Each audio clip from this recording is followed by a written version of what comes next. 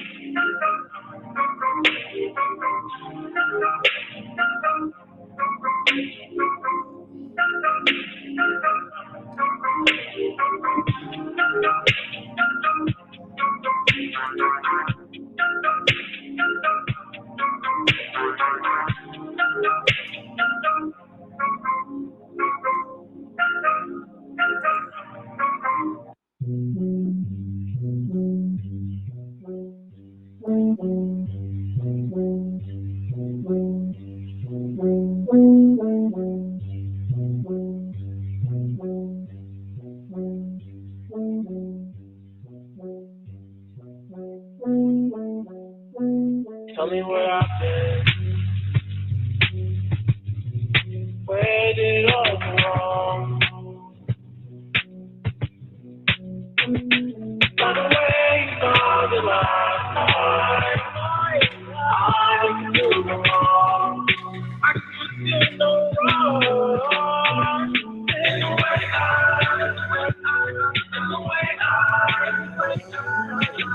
you told me that I was the only one. In the way I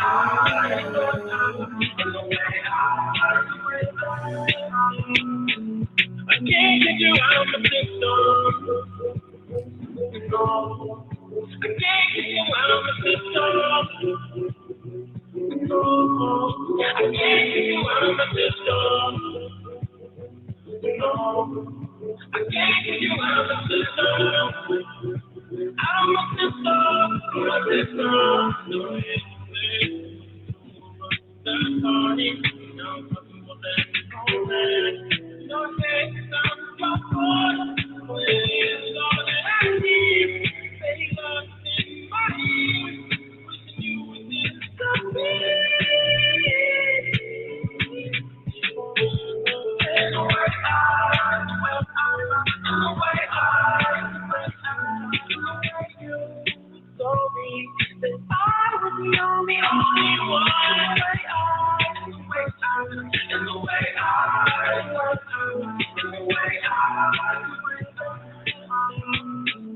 I can't get you out of my system. No, I can't get you out of my system. No, I can't get you out of my system. No, I can't get you out of my system. Out of my system, my system. I can't get you out of my system. Can't get you out of my system. I can't get you out of my system. I can't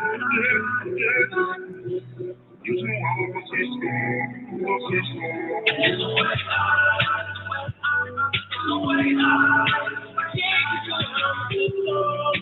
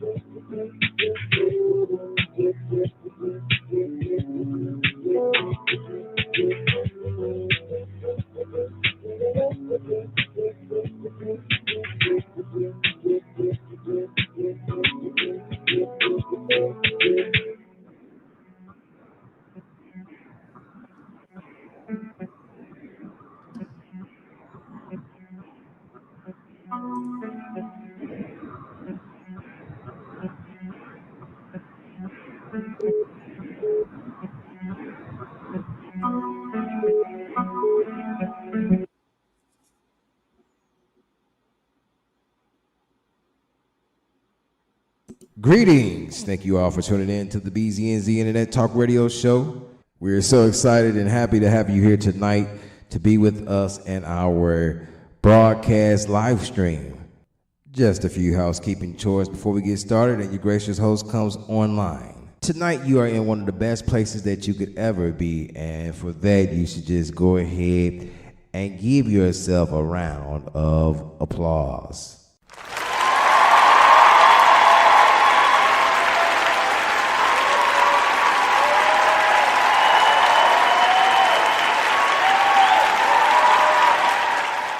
Real quick, we'd like to give you a disclaimer. The show is not responsible for anything that is said on the show. There's your disclaimer. During the show, if you are vibing with us, you feeling what we're saying, and you would love to just give us a love token, where you're going to see at the bottom of the screen is going to say Cash App Tyron Joe, $ Tyron Joe, TYRENJO. Anything that you can give would be greatly appreciated. A one, a two, or a few. We greatly appreciate it. Also, if you would like to be a sponsor of the program, please go to our Instagram page at BZNZ Talk. At BZNZ Talk, our Instagram page. Also, you can go to our Facebook page at BZNZ Talk, at BZNZ Talk, and we will be glad to work with you. And also, a quick reminder throughout the show, I want to let you know that the likes are free, the dislikes are free, the love button is free, the share button is free, and the subscribe button is free. 5 things while you're viewing this broadcast. 5 things while you're learning and growing. 5 things that is for free, and we would love for you to partake in that during the program. Last but not least, once again, we want to thank you all for tuning in to our program, our broadcast, our live stream, because you are the ones that run the show. Thank you all. Peace. Be blessed.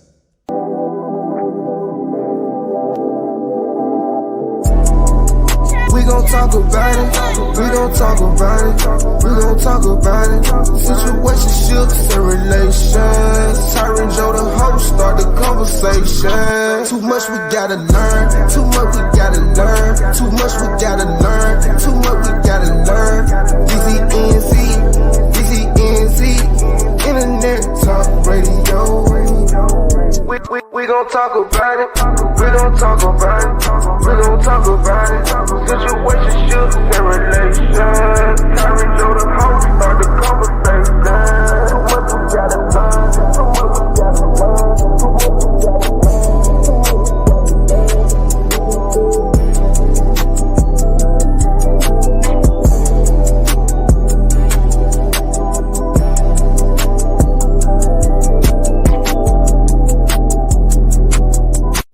You are now tuned into BZNZ Internet Talk Radio, where the relationship talk is the conversation that never sleeps and the payoff is never cheap. That's right, the payoff is never cheap, and it is too much that we have to learn. Come on now, it's too much that we gotta learn to be sleep. That's right. So, you already know what time it is.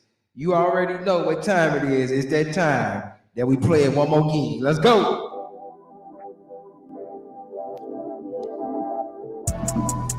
We gon' talk about it. Let's go. We gon' talk about it.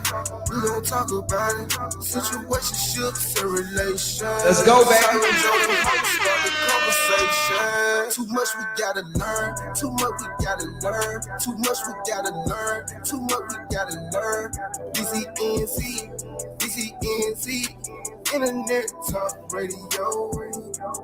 We gon' talk about it. We gon' talk about it. We gon' talk about it. Situationships and relations. Tyron Joe the host, start the conversation. Too much we gotta learn. Too much.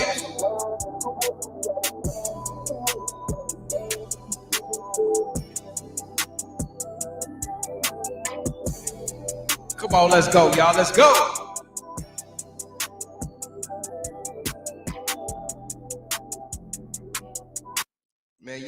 gotta do. We gotta hit that one more again. Let's go, baby.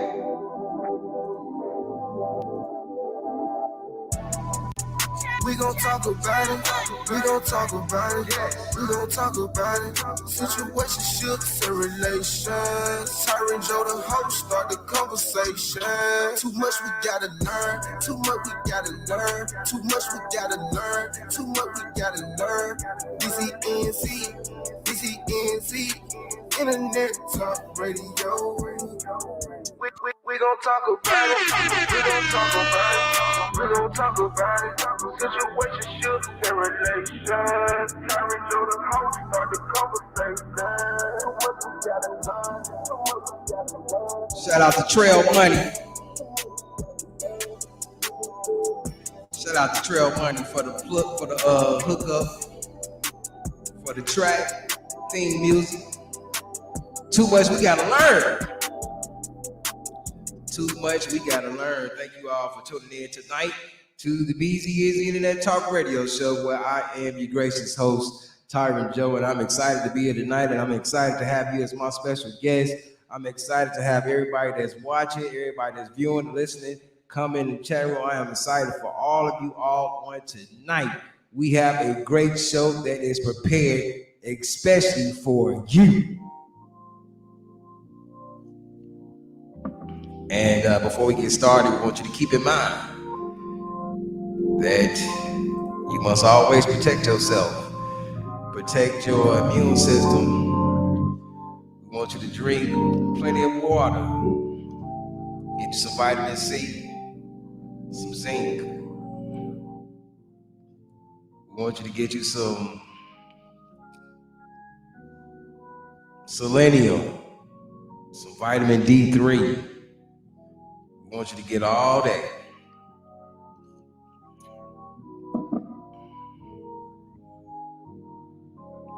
You got to make that immune system bulletproof. That's what it's all about. Whether you're taking the jab or not, you still got to be bulletproof. Word out on the street is that you got to load up on all the vitamins before you get ready to get the injection. So why not start now? Get you some exercise, do some walking, do some push-ups, do some jumping jacks. You know what I'm saying? Do something to help enrich your body, your physical body. Not just your mind, but get your body together, get that temple of the Holy Ghost. You got to get that together. I mean, that's what the scriptures call it. The scripture says that our bodies are the temple of the Holy Ghost. And therefore, since our bodies are the temple, we got to really watch what goes in the temple. And we need to be watching what comes out. It's not a problem. It's nothing wrong to stand up sometime after you got through doing that and just take a look back to make sure you stay in regular. All right. We're going to leave that right there. Tonight's topic is, and this is why I tell people to get in early. Once you get in, once I get started, I take off. Tonight's topic is, what do you have to offer?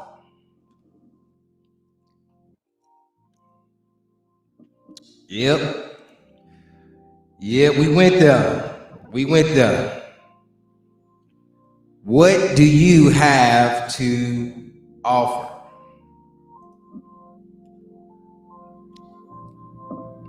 Let me take a little look real quick.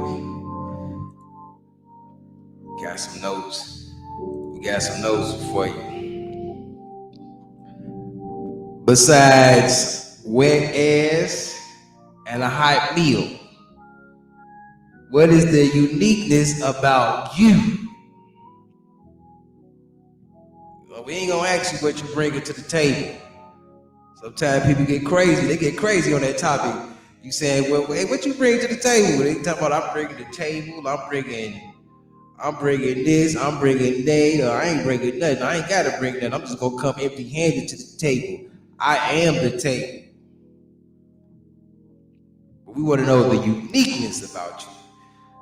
What was it that when you was born, you was equipped to do?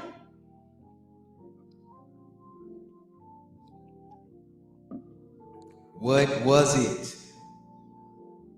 Or do you even know? Do not plan to be before you long tonight, because we have people in the building. We got guests, family, friends, people in the building tonight that want to get in and chat it up. But we want to get this point across tonight to you, and we want to get this point in your mind, that it is important to know when you are out there on the dating scene to know exactly who you are and what you have to offer. Men, besides penis and money, what is it about you that is unique? What does Romans 12:1 say? It says, I beseech you therefore, brethren, by the mercies of God, that you present your bodies a living sacrifice, holy, acceptable unto God, which is your reasonable service, and do not be conformed to this world, but be ye transformed by the renewing of your mind, that you may prove. Prove what? Like, hold on. I know it do me like that. But I got it right here though. That you may prove what is that good and acceptable and perfect will of God. I don't know if that scripture really fits into what we're talking about, but in a way it does, because if you're a brand new person getting out here on the scenes, or if you've been through the therapy and the unmasking of the pain, and you're getting out here onto the dating scene, and you have renewed your mind, in a way to where you like, yo, here I am, sacrificing things that I once held near and dear, but I want to let go. I'm offering up something to you that no one has ever offered up before. I got some definitions I want to get to real quick, if I can. Oh, I know what it is. I know what's blocking. We gotta take you up off of that. That's blocking. But I got a few definitions I want to get to. One of them was reasonable, and then the other two I'm gonna have to read from my phone. Let me see here. One of them was reasonable. We want to read that definition. Reasonable is first definition. It says having sound judgment, fair and sensible. Second one says as much as is appropriate or fair or moderate. Remember what the scripture just said. It said, which is your reasonable service, and do not be conformed to this world, but be transformed, by the renewing of your mind, that you may prove what is that good and acceptable and perfect will of God. So we have to ask some questions, like when we are presenting our offering, are we making a sacrifice as well? To me, it sounds like that both of those have to be at the table. If we're talking about something being at the table, both of those have to be at the table. The offering and the sacrifice. The definition of sacrifice is an act of slaughtering an animal or person. That's the noun. An act of slaughtering an animal or person or surrendering a possession as an offering to God or to a divine or supernatural figure. And then we look into the verb, and the verb is offer or killed as a religious sacrifice. So, in other words, that is to say that there's a letting go of something. You're letting something go that you might gain. Remember that.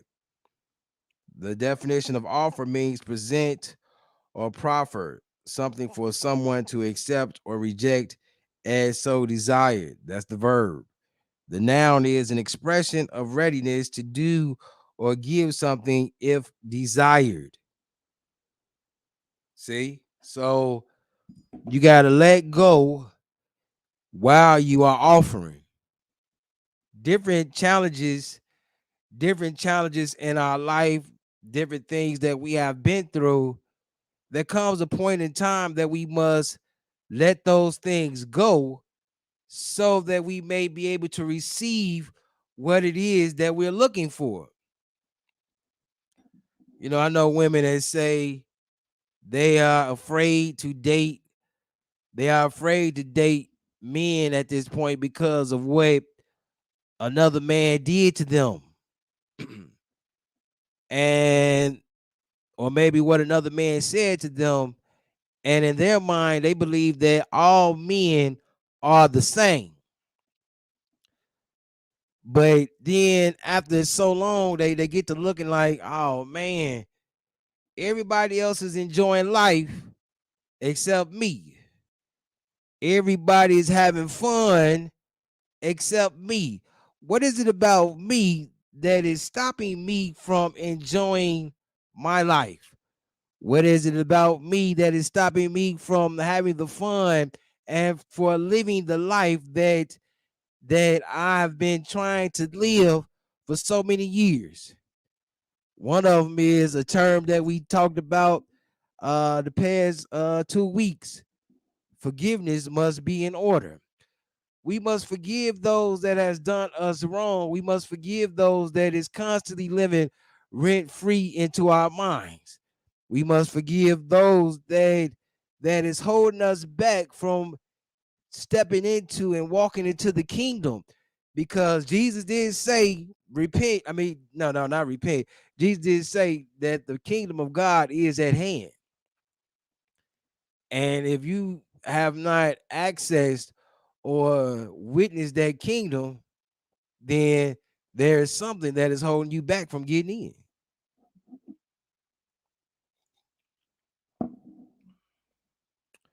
Which is your reasonable service. I beseech you, therefore, brethren, by the mercies of God, that you present your bodies a living sacrifice, wholly acceptable to God, which is your reasonable.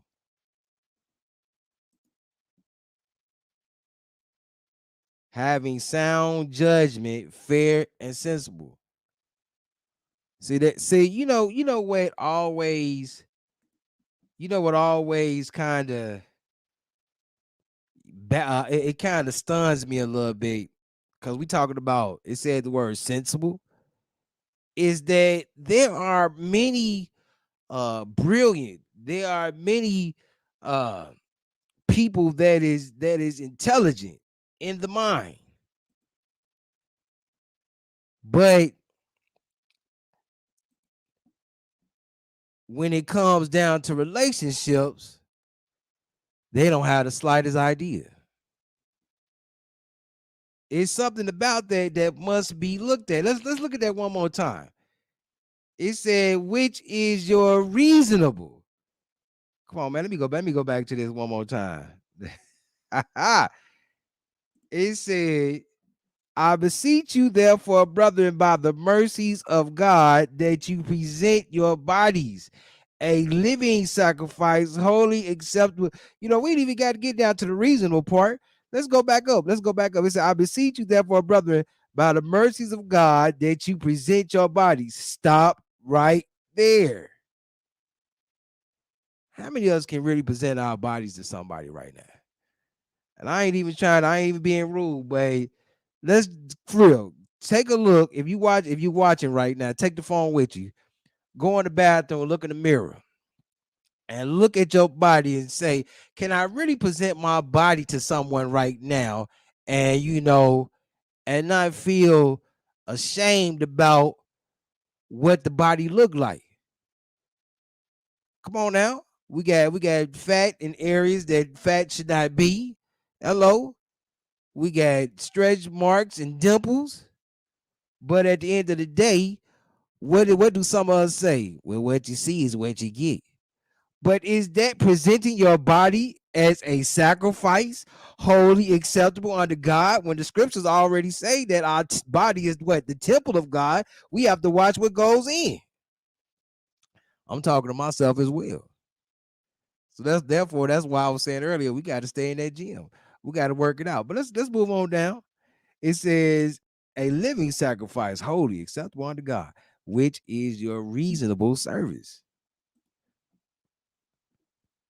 Having sound judgment, fair and sensible. Why is it that when we get in relationships, we don't make sound judgments? We don't be fair. We don't be sensible. Why is it? Why do we allow, anger, resentment, and bitterness to overtake us when situations happen? Why do we allow anger, bitterness, things like that, pettiness to overtake us when situations happen? That's why we got to do some forgiving. That's why we have to unmask the pain. That's why we have to do that. What is it that you have to offer? We not we know we come on now, sex, you can get sex, for free. A hot meal, you can get that, you can make that yourself. Ladies, you can get penis for free. A hot meal, money. Most of y'all got degrees. Y'all going out getting y'all money yourself. So we have to ask the question, what is it? How do we dig deeper? Let's talk about my girl Ruth. Y'all know I love my girl Ruth. Is Ruth still in there?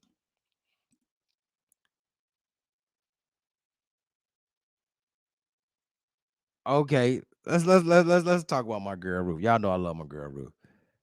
That is chapter 2, verse 1. There was a relative of Naomi's husband, a man of great wealth of the family of Elimelech. His name was Boaz. So Ruth the Moabitess said to Naomi, please let me go to the field and glean heads of grain after him, in whose sight I might find favor. And she said, go, she said to her, go, my daughter. I don't know what she leaving for. Okay. All right. Let me see. Hold on. Uh-oh. So here's a question. Question I have is, how many women, I'm trying to make this unisex, not trying to just say, not just trying to stay on women, but I'm saying, like, how many people, let's ask, if you knew of a man that maybe he was owner of a company where you got real dirty at, like junking, construction, farming, cleaning. Well, cleaning, that's one. Jobs that get dirty, where you got to get down and dirty.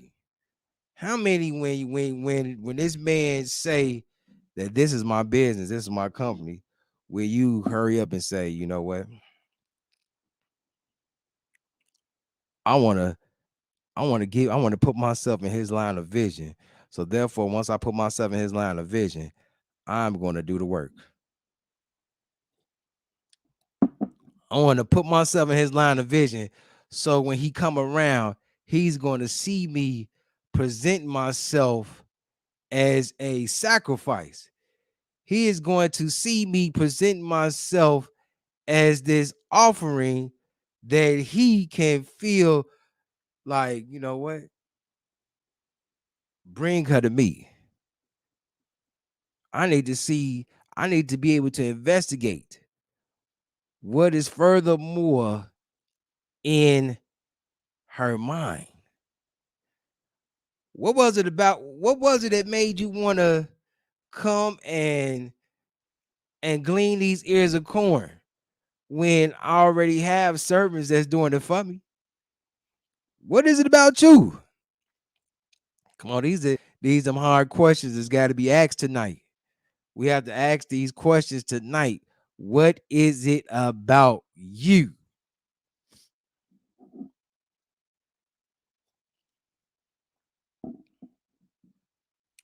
I mean, let's just face the facts. Is it really hard for a woman to attract a man? Is it really hard for a man to attract a woman? Which one is greater? So women each day, every day is being bombarded with men in they line of vision and they line of work. But men, come on now. I drive school kids around. Hello.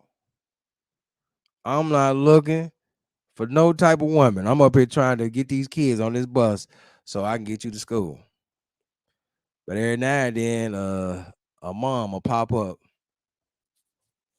trying to flirt, trying to talk, and I'm like, ma'am, I gotta go. I gotta get these kids to school. But that's because they like the fact, for me, they like the fact that here's a man that's on time picking up these kids. Here's a man that talk to these kids like he they daddy. And here's a man that my kids love. And here's a man that my kids talk about even when they're at home. See, fellas, that's something that we got to get back to, fellas. We got to get back to our kids. We got to get back to being that role model to where, you know, kids will look up to us no matter what.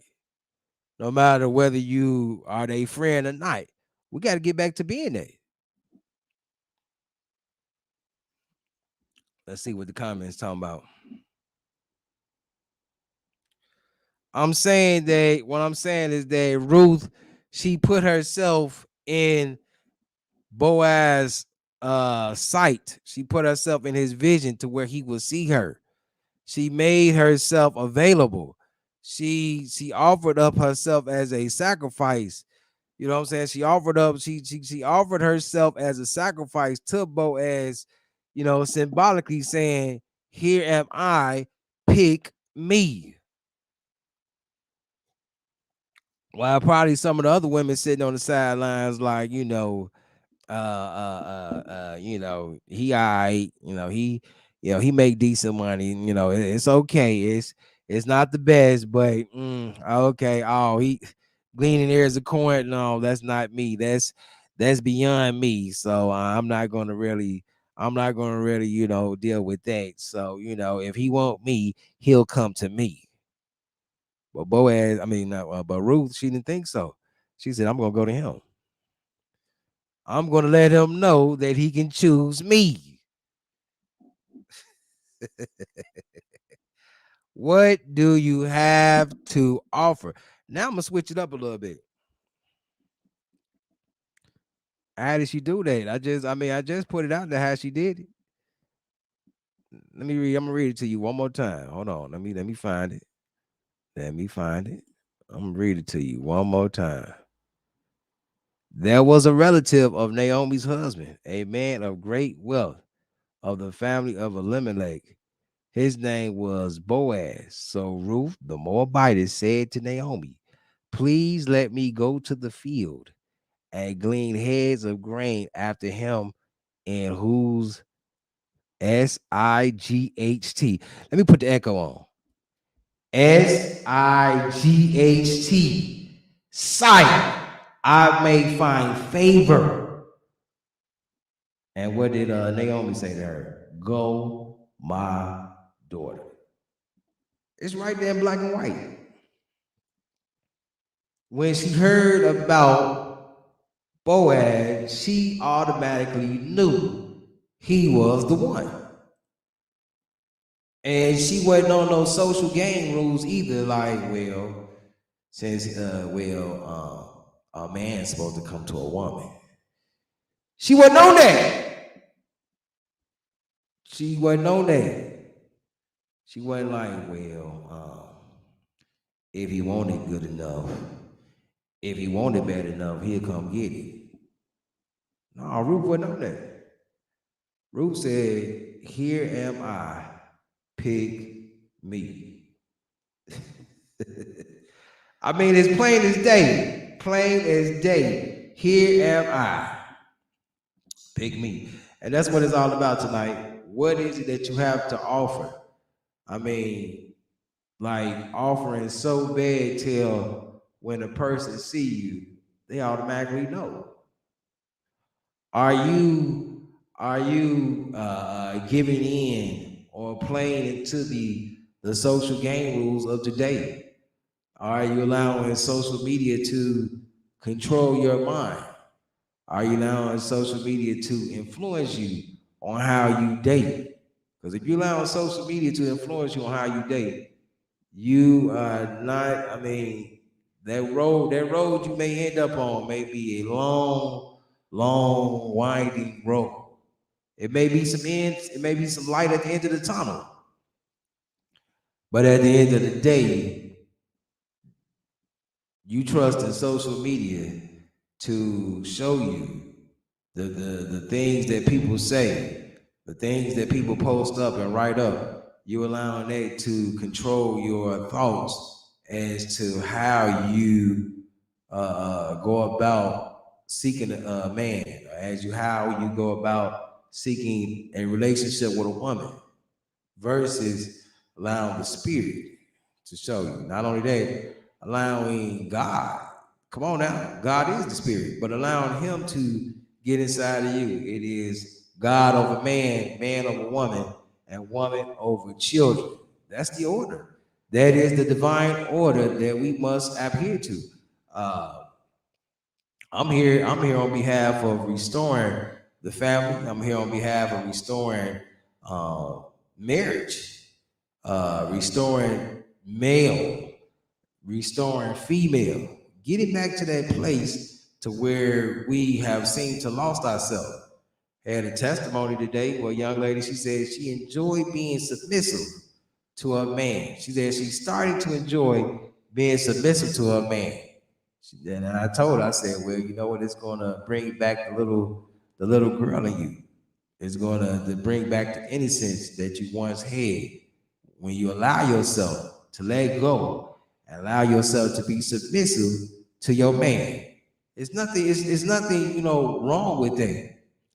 There's a meme that's floating around, a post that's floating around on Facebook. It's saying something like, I'm about to read it real quick, just so I won't mess this up. I want to read this, what's going on social media. Hold on one second. It's talking about being masculine. Well, no, okay. It says something about what if men chose, I don't have it in front of me, but I'm going to paraphrase. But it was something about what if men chose to be masculine for the right one. Okay, and that's a problem.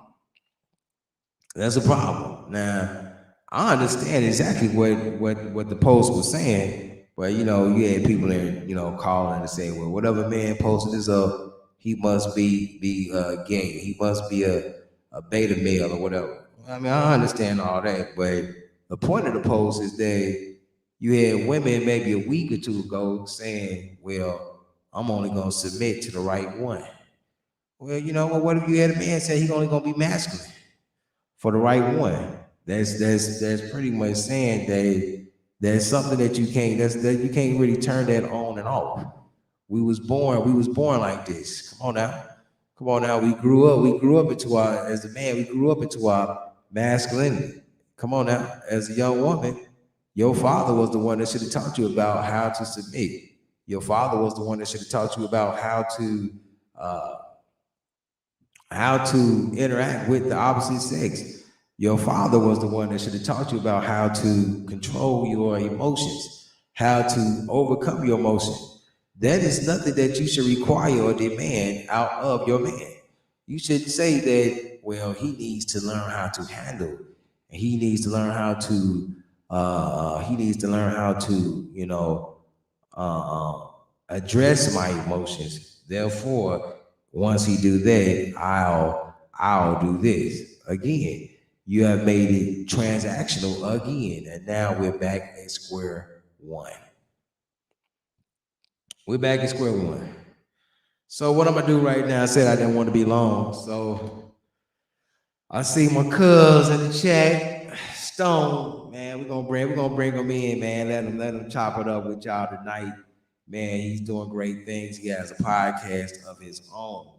And I don't know the name of his podcast, but we definitely want him to plug his podcast tonight. So, ladies and gentlemen, without further ado, let us bring on my cousin Stone. Give him a round of applause.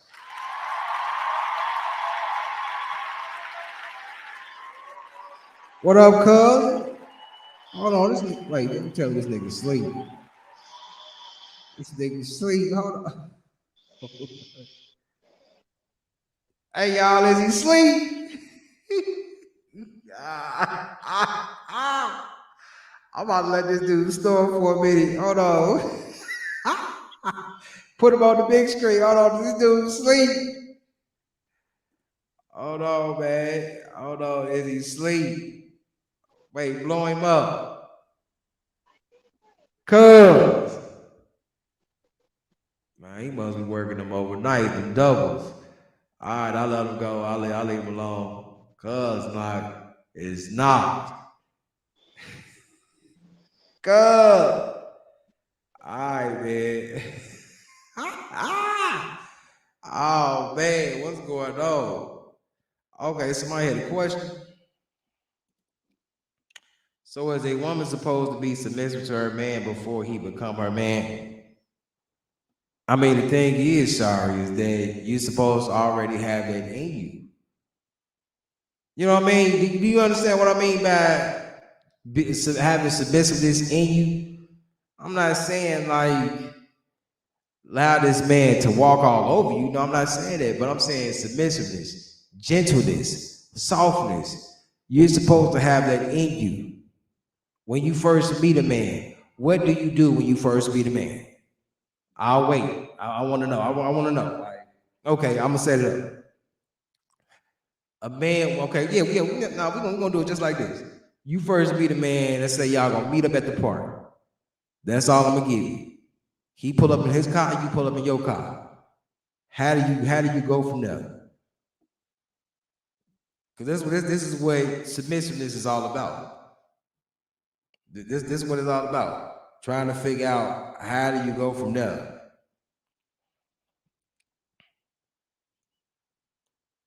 Because I can tell you what needs to be done. This is what needs to be done. Maybe, hey, how you doing? Would you like a bottle of water? Because you at the park, right? So with you being at the park, it might be warm outside, might be hot. So, hey, how you doing? Would you like a bottle of water? Okay.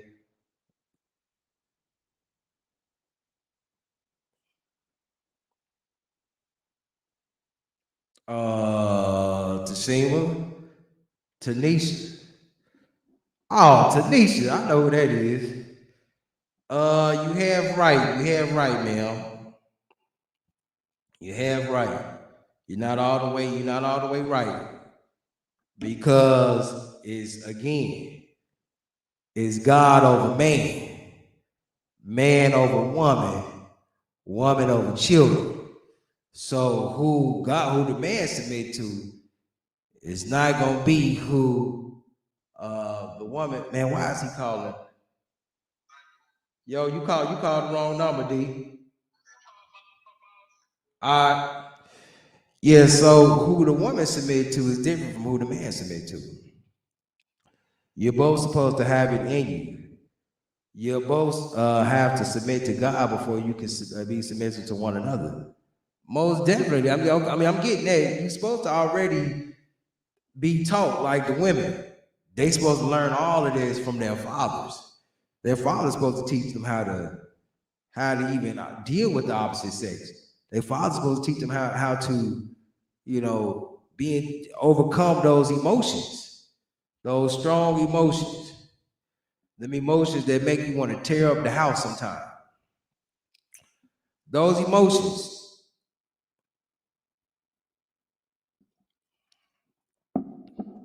But at the end of the day,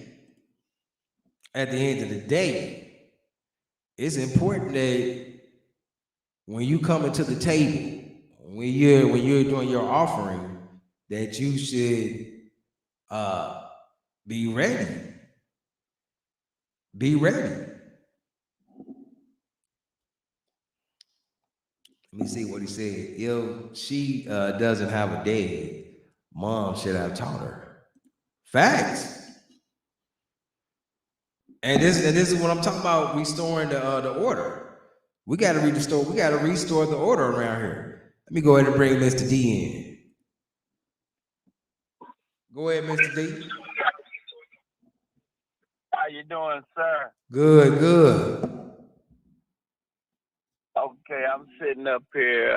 I'm enjoying what you're talking about, boss man. To the young lady that said they both should have it in them, first of all, sister, let me say this. The comment you're about to hear is not of the producer or anybody affiliated with the show. This is Mr. D's own personal opinion and comment. Okay, that's a disclaimer. But check this out now. To the young lady that said that it's not really required for the man to be submissive to nothing. Okay? Anything that is carnal of this world, he does not have to. HAVE. He don't have to be submissive to nothing, because it was given to him to have dominion over everything that is carnal on this earth. So, if he wants to be submissive in some things on this world or this earth, it's okay. But it's not commanded or given to him to be submissive unless he wants to. And that goes for jobs, as the college people say today, significant other, and what have you. If he wants to be submissive to those things with the title, hey, but it's not required that he do. On the other flip side of the coin, it is required that a woman be submissive to her husband. And if she's got a significant other that is playing the position of her husband, then she still have to be submissive to that significant other. I guess I done preached enough right now. Look at the screen, D. Look at the screen. She's saying no. Let me pop my other point. She said no, you can't submit to one another. You can't submit to one another if you don't understand how to be submissive to God first. Explain submissiveness.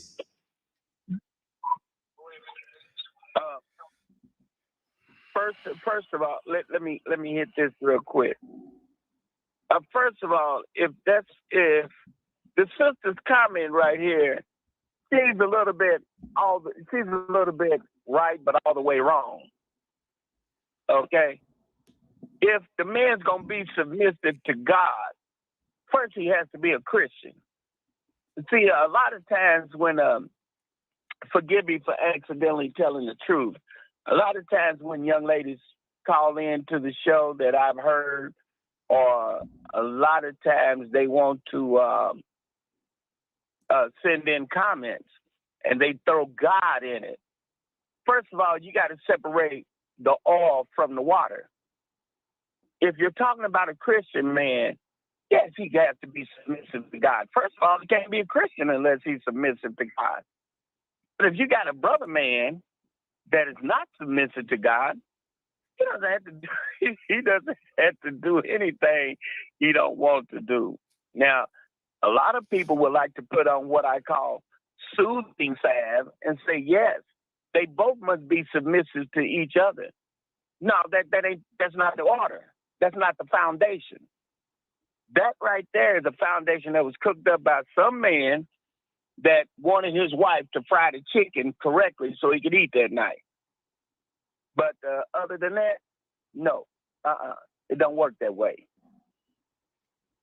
That's right. Thing is, I don't understand this with the ladies. Is they are too busy worried about what the man doing until it's hindering them from doing what they supposed to be doing. They say because I know one used to always say, Mr. D, well, if he ain't submitted himself to God, I can't submit to him. I'm like, well, why you worried about what he doing with God? Because God is the one that's over him and he is the one that's over you. God over man. Well, man over woman, woman over God. Well, see, Mr. T, what the woman is saying, when that woman throws that out there, she's basically telling everybody, I mean, whether she understands it or not, what she's telling everybody is, I like to mention God, but I don't know God. Because if I know God, I would do God's will and I would understand God's order. I can't do God's order if I want to rewrite the scriptures. That's why I take a lot of times and I tell people, why do people say, in the beginning was the Word, and the Word was God, and the Word was with God? And in the very next breath, the first words they say is, yeah, but we got to change this so we can do this, so we can do that.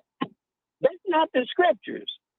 You know, so you had to, if they know anything about the Bible, they know that you have to say, we have to take and separate holiness from unholiness. I don't expect a holy man to go down to 500 liquors and start shooting crap. I don't expect them to do that. So the women that are calling in, they need to distinguish what type of man they're talking about. Because the lady that says, if he's not submissive to God, I can't be submissive to him. Basically what she's saying is, I don't know God, but I want to try to make God. She said, hey, read the screen. Hey, read the screen, D, and then I get back with you. I'm gonna bring somebody else in. Okay. Sister Clay, let me hit her with this real quick. All right. Let me hit her with this real quick. The sister says, you don't know who I know or what relationship I have with God. I'll say it like this. For that statement there says, I don't believe the scripture that says a tree is known by the fruit it bears, nor do I believe the scripture that says no man lights a candle and put it up under a bishop. And I'll listen to what you got going on, Mr. T. I just had to help her out a little bit. All right, yeah, I'm gonna bring somebody else in. I'm gonna bring Cuz back in. Whoa, oh no, he didn't love again. I don't know what's up with his phone, but he probably be back. But I mean, thing is though, man. I mean, we gotta really, ladies and gentlemen, we really gotta get this together now, man. I don't know why people get so upset. People get so bent up out of shape when we start talking about these roles, these roles, rights, roles, and responsibilities. I mean, we've been teaching on this the past couple of weeks about the garden. What happened in the garden? Mr. D said it. He gave Adam the dominion over all of the earth. Why would a man that has dominion over the earth, why would he have to submit to you? The only one that he is going to submit to is God. And not only that, the one that he get his answering from, the one that he get his wisdom and his knowledge from is God. That's a whole nother subject right there. I ain't gonna even get on that, but it's, I mean, for real, like that's what I'm talking about. Restoring order. Restoring order in the house, restoring order in the family, the marriage, and the home. That's what we gotta do. Let me bring Cuz in. What up, Cuz? You ready, man? Oh man, I'm ready, bro. I'm ready, man. Hard days, man. Hard days in Cali for me. I hear you. Hard days. Hear you, man. Well, holla at us, man. What you been getting from this so far? You know what? I went back and forth looking at the comments of, you know, what you was reading and everything. And then I looked at the comments of some of the young ladies, and the young lady on there was saying, I was like, okay, cool. Mr. D, the young man who was just on, yeah, I like his comments. He very knowledgeable. I like what he was saying. I like the Bible in him. I like it. But one thing you said, I gotta ask. You said that go in the bathroom and look at yourself. Can you present your body to somebody right now? I gotta switch that up on you. Okay. Half the times is this: can a woman or a man present their mind to each other?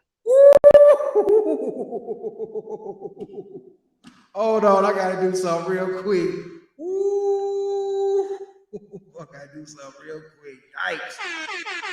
Ah, man. Because half the time, don't get me wrong, man.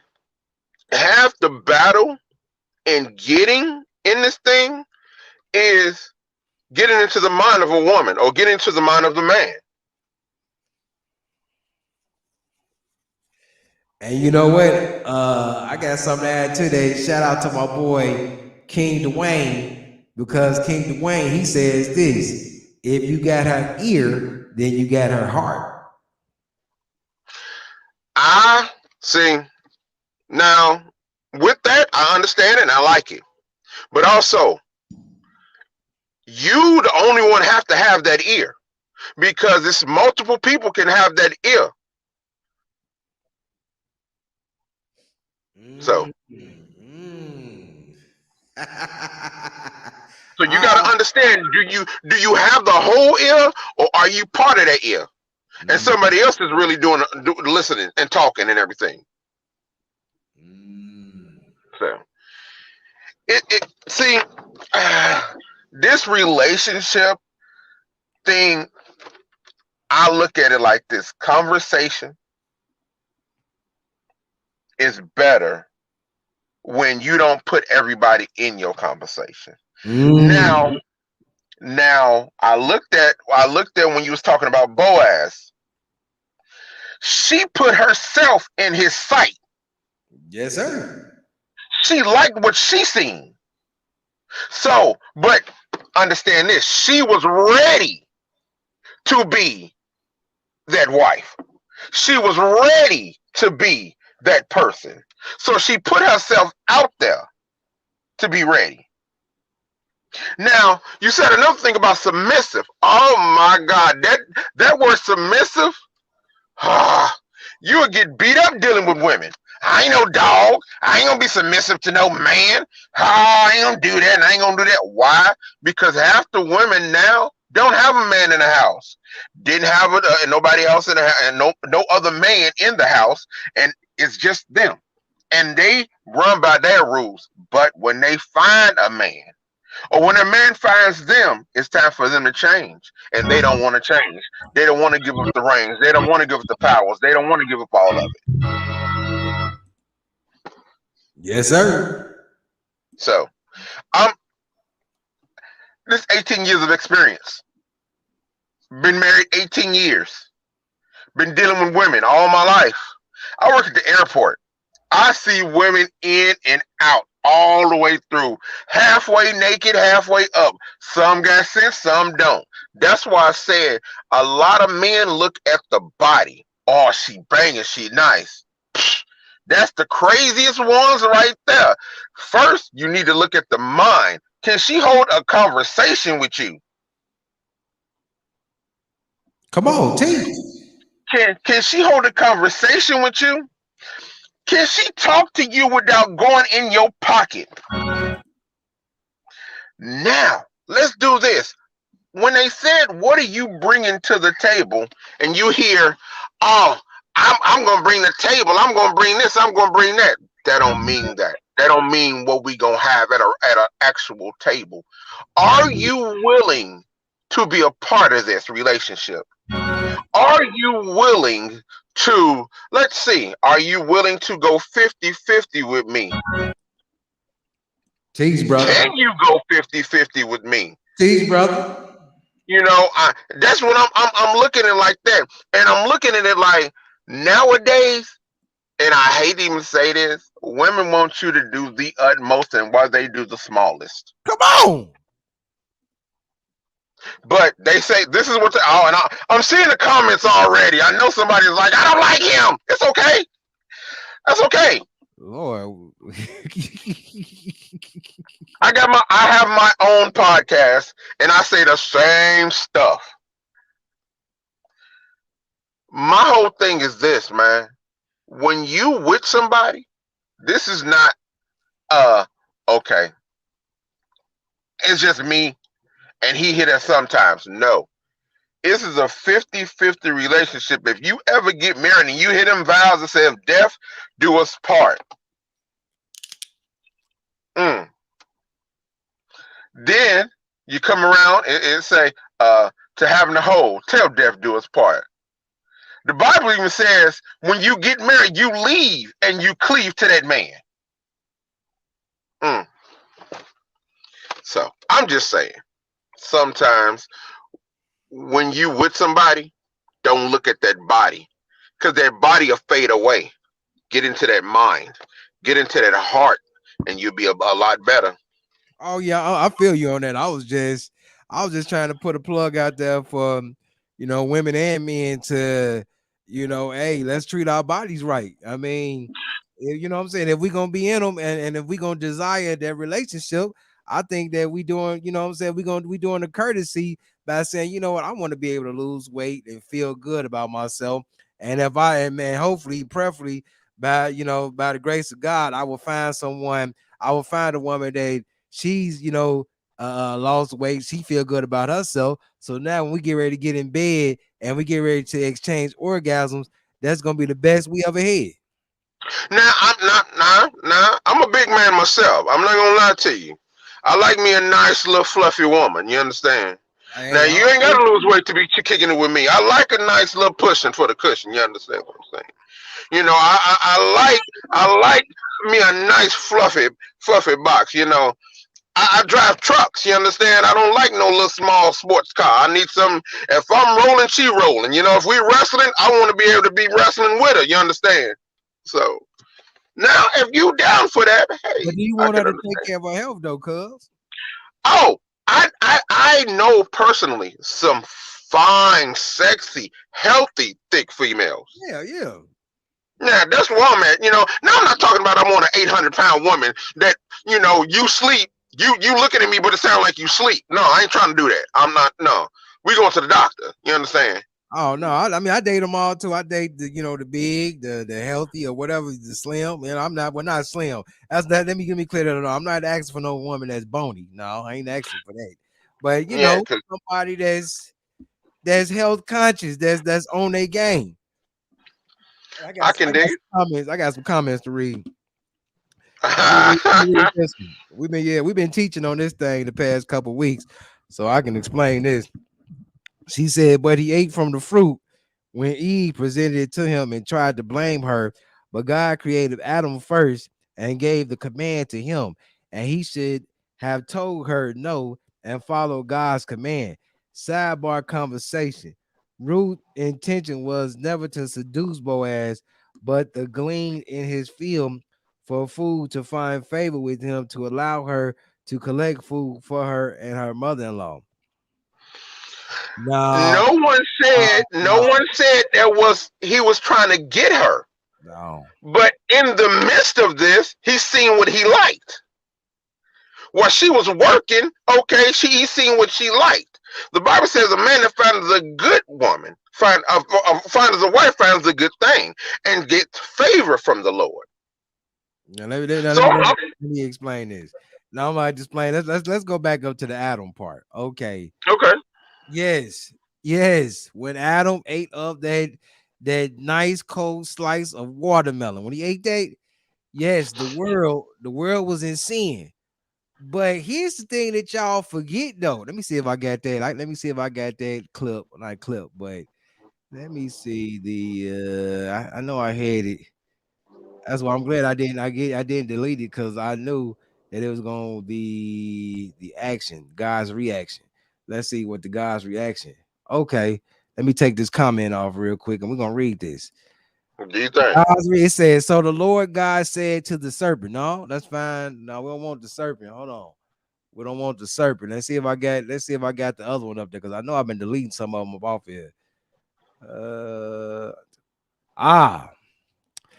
Let's read this one. It says, unto the woman, he said, I will greatly multiply thy sorrow and thy conception. In sorrow thou shalt bring forth children, and thy desire shall be thy husband, and he shall rule over thee. Stop right there. Yes, Adam ate that nice cold slice of watermelon, but when Adam said it was this woman that you gave me that caused me to sin, God got her too. So don't just say, well, he the one that ate it and he tried to blame. No, he ain't just tried to blame. I mean, yeah, he tried to blame, but at the end of the day, she still got the punishment. So God letting you know that, yeah, I seen you. You let that serpent snake his way into your brain.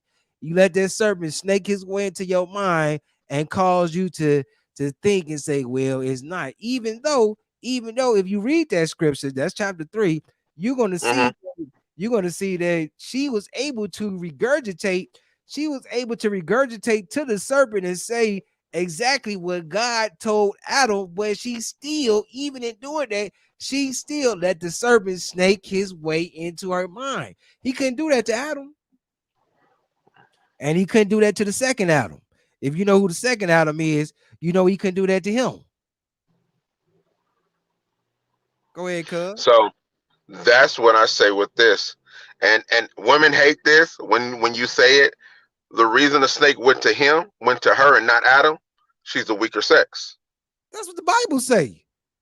It say that. But I know that. But once you say that, I ain't weak.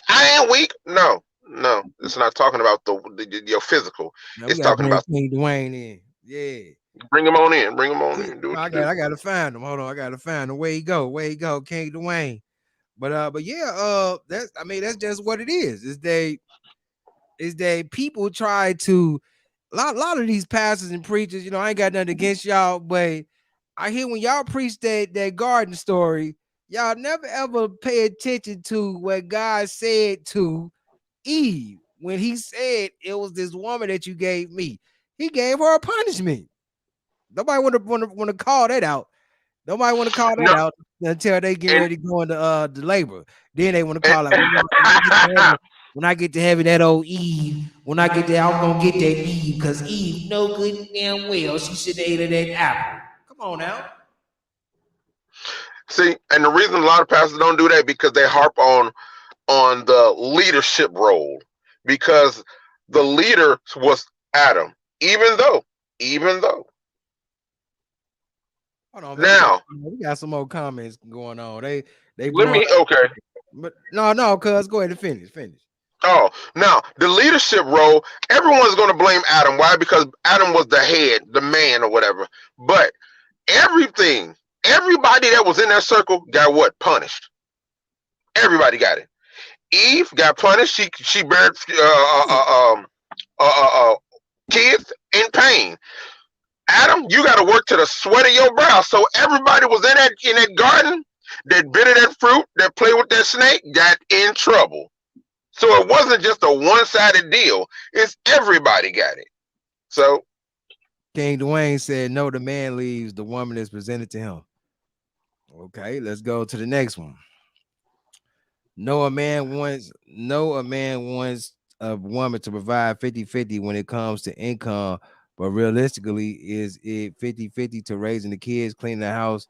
Ain't nothing about that 50-50. Ain't nothing about raising kids, being in a relationship 50-50.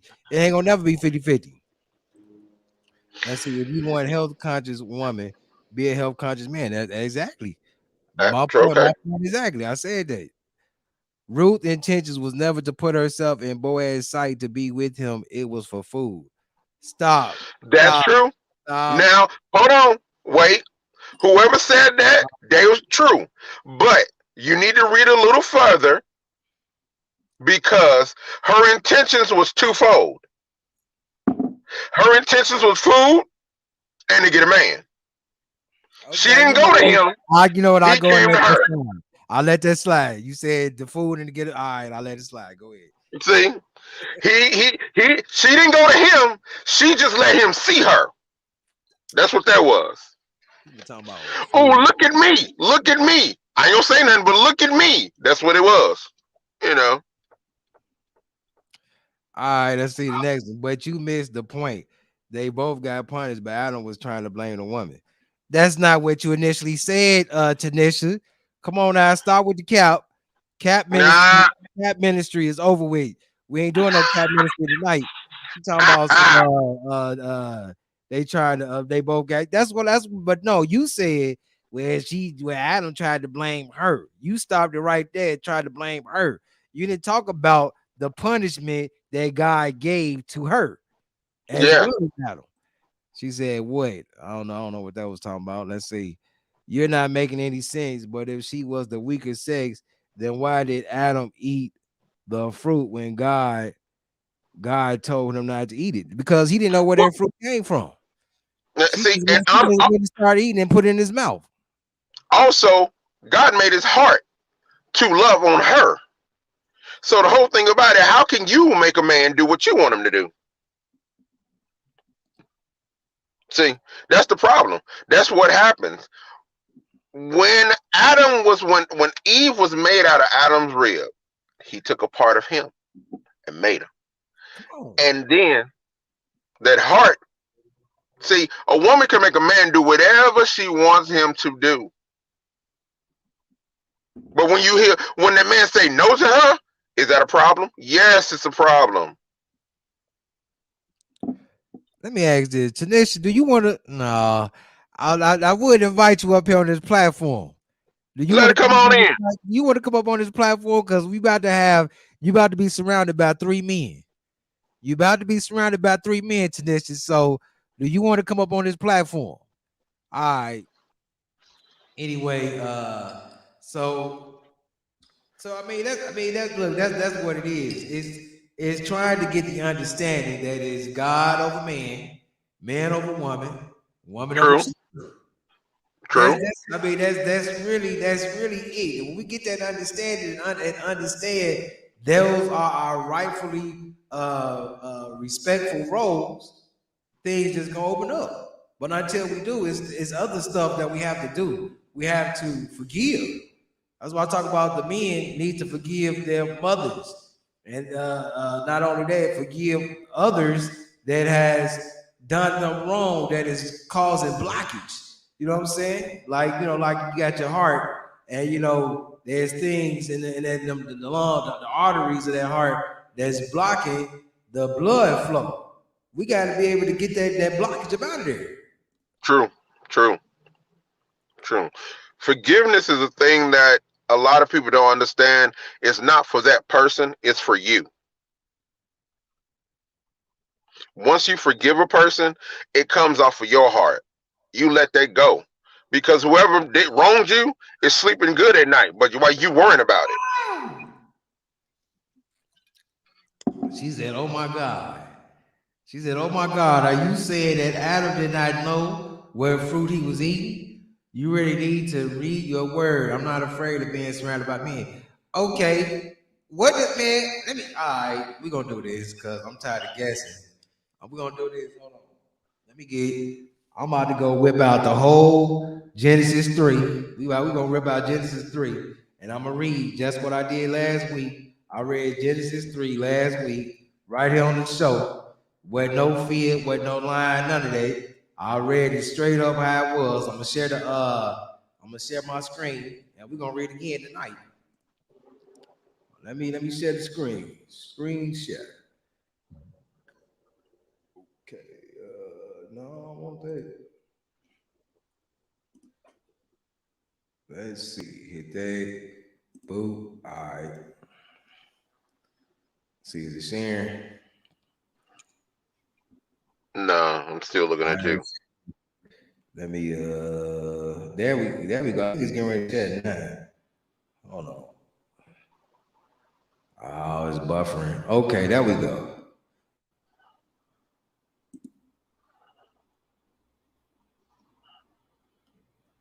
All right. Now the serpent was more cunning than any beast of the field which the Lord God had made. And he said to the woman, has God indeed said, you should not eat of every tree of the garden? And the woman said to the serpent, we may eat of the fruit of the trees of the garden, but of the fruit of the tree which is in the midst of the garden, God has said, you should not eat it, nor shall you touch it, lest you die. Stop right there. That woman, the woman Eve, she was well aware. She was well aware of the command. She was well aware of the order that God had given her husband Adam. She was able to regurgitate that command, and she was able to regurgitate that order that God had given to Adam to the serpent. Continue.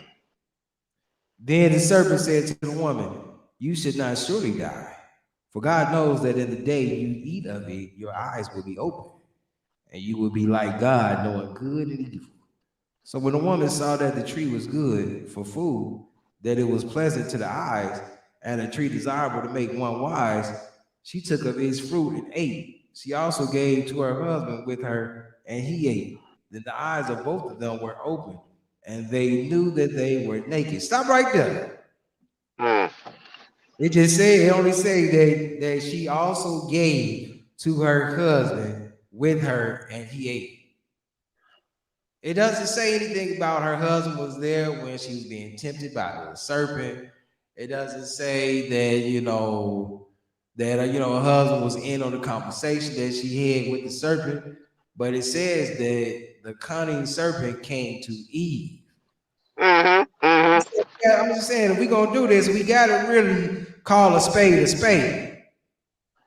So I'm going to stop right there. I don't need to go no further. It said that she also gave to her husband with her, and he ate. It didn't say nothing about she bargained with her husband. It didn't say nothing about. It didn't say that Adam was like, "Hey, what is this?" It didn't say that Adam tried to even question it. It said that she gave to him, and he just started eating because he trusted her. Oh. He trusted her. That man, because he trusted her, and she knew the commandment of God. And since God made her, Adam said, thinking in his head, said, hey, she's not going to go against God, and she's not going to go against me.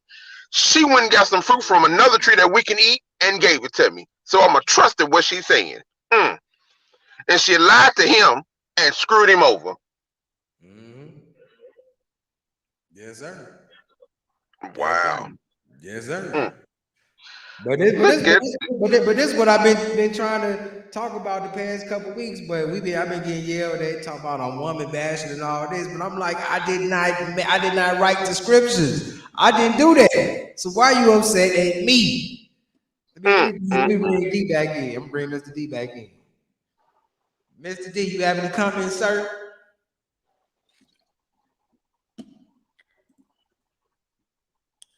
I think Mr. D done left. Mr. D done left the building. Let's get back to the comments real quick. I sent the link. For you. Let's get to the comments. Let's see what we got. Oh, there you go. He back. What's going on? Go ahead. Can you hear me? Yes, sir. Okay, well let me spit some knowledge to the sister. Sister, please don't take this the wrong way, sister. I mean, if you're familiar with reading the Bible says we are helpers one to another. Okay, now I throw that out there because I want to sweep the floor before I get started. Eve being a spare rib, that's what she was. Okay, you can fight it, but the book lets you know that. She was weaker, and it said, and see what really triggered her is when the devil told Eve, "You will be like God. God, you will know good and evil." And she, oh my goodness, I'm gonna be like this man that has made all of this stuff. I can be like him. That's why she ate the food. Because see, what happened was Satan got to Eve's ear, and when he got to tickling that ear, Eve got to thinking. Because see, one thing about a lot of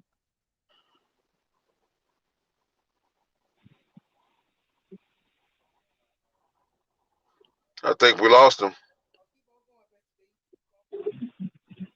Oh, okay. What I was saying was that when the devil, you see, the scripture said that the devil was cunning. He was cunning, which means there's a whole lot of guys out here in the street, and I don't care what woman she is, and I don't care how she lied to herself. There are guys out here that can spit game to any woman that thinks she's all of that plus a bag of chips. Guys can do that because most guys inherited that from the devil, because that's what the devil did to Eve in the garden. He spit game to her and had her thinking, I can be like God. That's the kicker right there. Because she knew everything that God had done for Adam. She knew everything that God had done. And the thing is, just like a lot of... Okay, I'm about to get beat up now. Yeah. A lot of preachers today will not tell the congregation the truth because they sitting over there watching their wife, who is the first lady, which is a lie because the first lady was Eve. So it's a lot of preachers that sit over there and they set their sermon up. And they've got their sermon set so when they say the wrong thing, their wife who's sitting on the side, she cut him a certain eyeball. And he know like, whoa, I better change this up because if I don't, I ain't gonna get no rest at the house. That fried chicken ain't coming through, so I got to get myself. Come on, and teach. And it's been handed down. It's been handed down through the years. Now, I don't blame the women. I don't blame a lot of women for lying today because their mother was a lie. Oh, whoa! Hey, don't shoot! Woo! Watch it, brother, duck. Because she started out lying. She started out lying when she said, "Oh, God has forgiven me. He had given me a man-child. I'll call his name Seth." Lie. If God had forgiven her, he'd have took the curse off of her. And you don't see nowhere in there where God said he took that curse off of women. So, sister, it's okay. It's okay for us to want to do like we want to do. But at the end of the night, it's God's way or no way.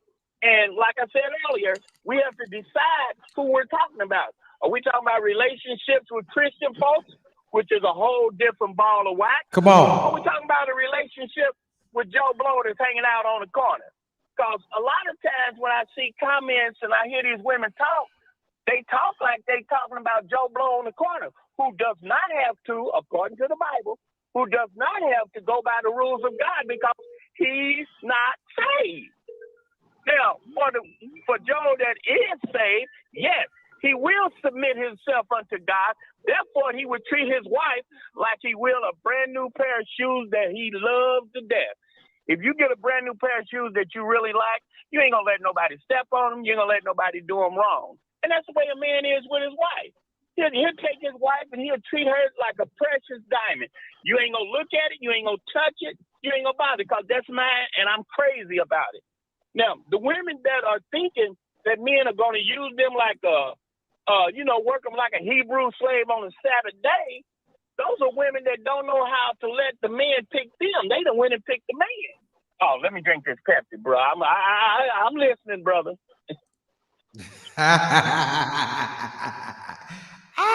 Wait, let me read the comment. I think she gonna check her inbox and get the link, because I sent the link. And I'm like, you're gonna be surrounded by 3 men. You're gonna have myself, King Dwayne, and Stone on the stage. So when you come with it, make sure you coming with the facts. All right, let me see. She said, hold on. Brother, let's first start by acknowledging that God is not a man. And so Satan told her that she could be like God, not like man. But you got to understand that this man that she was married to, he had dominion over the earth. Come on, he had the position that every other man probably was trying to get. Come on, let's go to the next one. What she say? God can and will forgive us, but a curse can still stand. Read about King David. Hey, at this time, let's bring in my boy King Dwayne.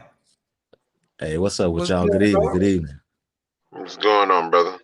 Man, I'm just trying to understand, and the thing that baffles me, I mean, it don't baffle me much because I know how the woman is, but at the end of the day, I wouldn't even go too deep into it with that, because if it's gonna be just this, it's crazy. Like I tell you all the time, the nature of the woman is to talk outside of both sides of her mouth. So it's interesting. We want to talk about forgiveness, but then a second ago, it was a point at the man like crazy. The reality of it is, like my brother Stone said before, is that everybody was judged. Point blank. Point blank. True. The number one thing is this. The very thing that's going on pretty much on this broadcast is what went on in the garden. Just all of this. That's what was going on.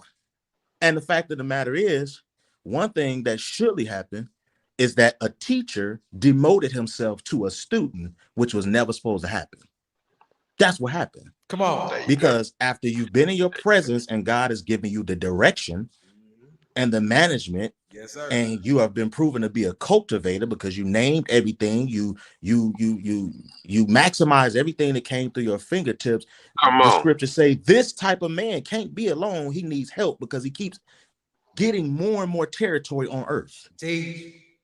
That's what she was there for. She comes. That's why when you talk about what you have to offer, that man's got to have direction. He's got to have a plan. He's got to have vision. He's got to have that to offer. And what she should be offering is a question. Where are you going? Because if I'm going to follow you, I need to know that.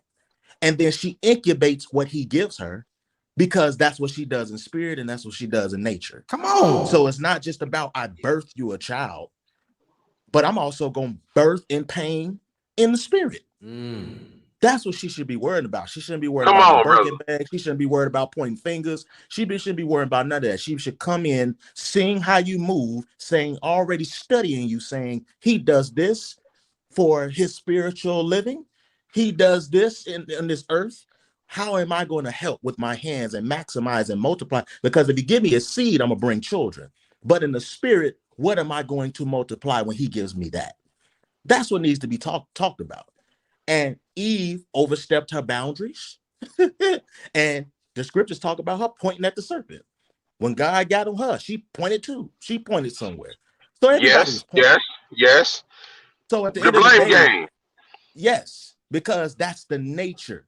And that's what Adam subjected himself to from the very moment that he followed her. He took on the spirit when he is supposed to be her spiritual father. See, one thing about it is a woman is always supposed to be fathered. Always. Come on, T. So that's why I specify that the scriptures say that a man leaves his mother and father to cleave to his wife, because she stays put. She stays put. So he's a father waiting on the altar while another father is presenting her to the altar. And she taking that name. That's why I don't play with that hyphen stuff. You took your father's name. Now you're gonna take my name. I'm your father too. I'm your spiritual father. You always meant to be fathered, covered, and protected. And a lot of these women, man, they gassed up by society. They gassed up by Babylon. Come They're being on. fattened for slaughter. Because you're gonna wake up one day and realize, just like Eve, man, I thought I got a battery put in my back that it's who run the world, girls, and you just getting fattened up because you leaving your men. Ooh. That's who you're supposed to be rocking with. Otherwise, you don't need to be with one. Come on. As Come simple on. as that. And as far as like me, my comment about me always saying, I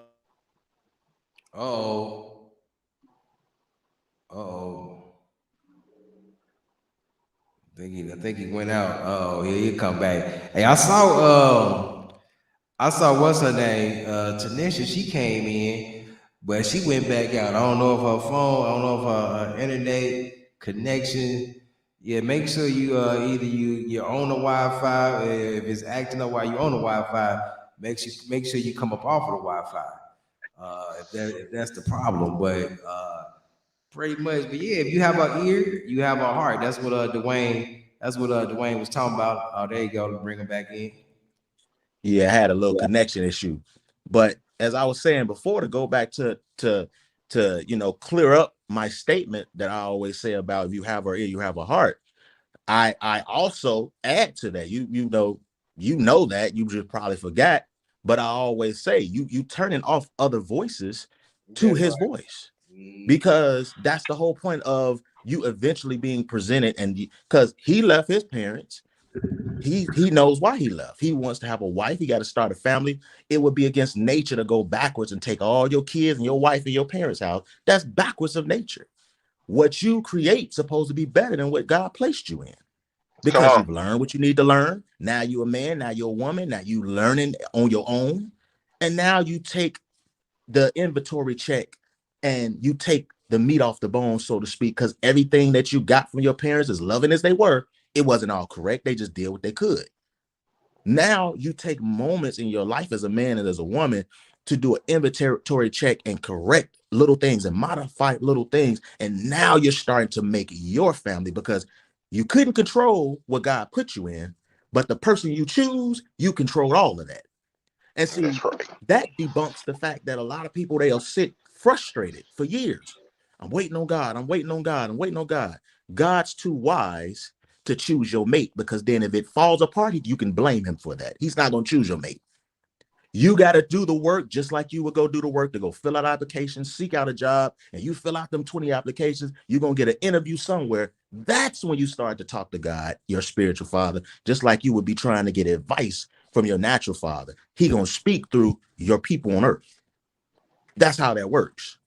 But people they pick, like Mr. D said, they pick and choose, where's God this, and then over here it's this, it's just going to be me. And then over, and that's where you go back to the scripture where it talks about when she saw it was pleasing to her. See, she regurgitated what Adam taught her. She knew the word, like you said. But then the scriptures say, but you know what? I'm gonna put my what I know is true down, because that's pleasing to me right there. You know what? I know I don't got that money in my bank account, but that Birkin bag, I got had at them shoes, I got had. It's the same thing. It's the same thing. And that's the type of mindset that the woman will bring to the man. He done worked all day. He trying to plan for the future. And there's times when she's bugging him about this and nagging him about this and Christmas list. And he's saying, no, we don't need to do that. But she bugging him. And he'll budge, because like Stone said, I love my woman. That's my baby. That's the area where we got to be on point at, because that's what happened to Adam. Yep. That's what happened to Adam. And her being the weaker vessel, what that means, because that breastplate is not like our breastplate. If you punch me in the chest, I can take it, depending on who it's coming from. You punch a woman, any woman you punch in the breastplate, she ain't gonna down. We'll be in jail. We'll be in jail. So at the end of the day, yes, you're weaker physically, but in the scripture, when it specified about weaknesses, talking about the fact that the serpent jumped on Eve's emotions, just like this society jumps on women to buy stuff. And that's why they're the leading consumer. That's why they're the leading consumer, because they at home, they covering the money, they cleaning the house, they doing all this stuff, and they sitting up in front of them commercials, and the kids sitting up in front of the commercials, and the woman teaching them. So everybody tugging on daddy's coattail about give me this, give me that, give me that. And he got to make tough decisions. He got to be the king and just make tough decisions and put his foot down that could cause some drama in his house. So that's why I always had a sidebar conversation with you and tell you that to some degree, every man in some way or another, we've had to be simps at some point, because we've had to, let me do this so it'll be peace in my house. Most definitely. It's at a time now where men are even saying, nah, we ain't doing that either, because I'm going to please my God. I'm supposed to please God. You supposed to please me. And that's the issue that we're going through right now. The woman always wants to be so specific and tell you about what the scripture's saying. They don't even be knowing what all it say. They don't even be knowing the context, but they just want to make sure you ain't nobody over me. You're always supposed to have a protector. You're always supposed to have cover. You're always supposed to have a spiritual father. Your true marriage, real marriage, is passage of ownership from father to father. That's what's happening with that real ceremony. Now, when you talk about the worldly marriage with that piece of paper, now you're talking about 50-50. That's corporation talk, because you ain't gonna gobble me up. I brought all my assets in, and I'm gonna leave with all my assets and might get some of yours too. That's come on. But I'm gonna leave that alone right now. I'm gonna let y'all get in there. I'm gonna leave that alone for you.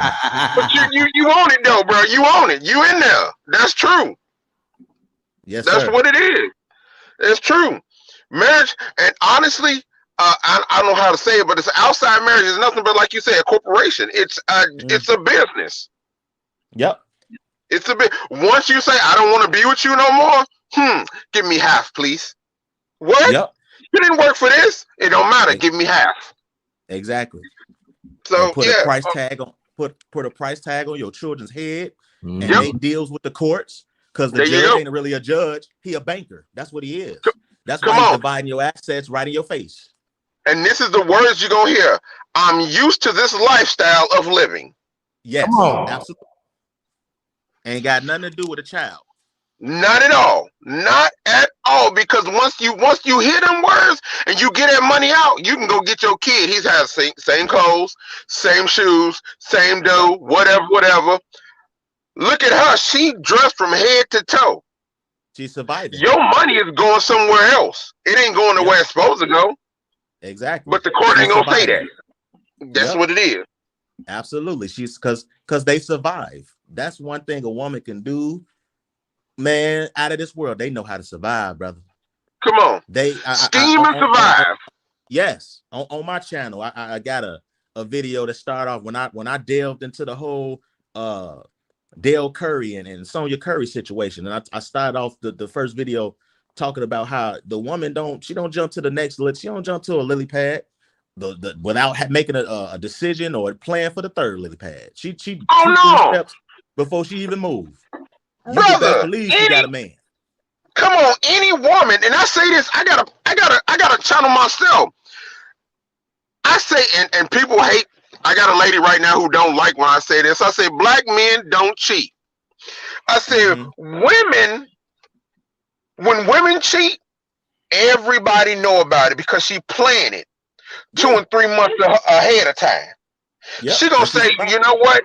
I'm tired of what's going on in my house, but I see what I like at my job. Let me go talk to him. Let me go deal with him. See? So that's what it is. While you at home thinking everything is good, she come back home with the biggest smile on her face because John done gave her whatever she wanted. Yeah. See, because she was taught by the serpent.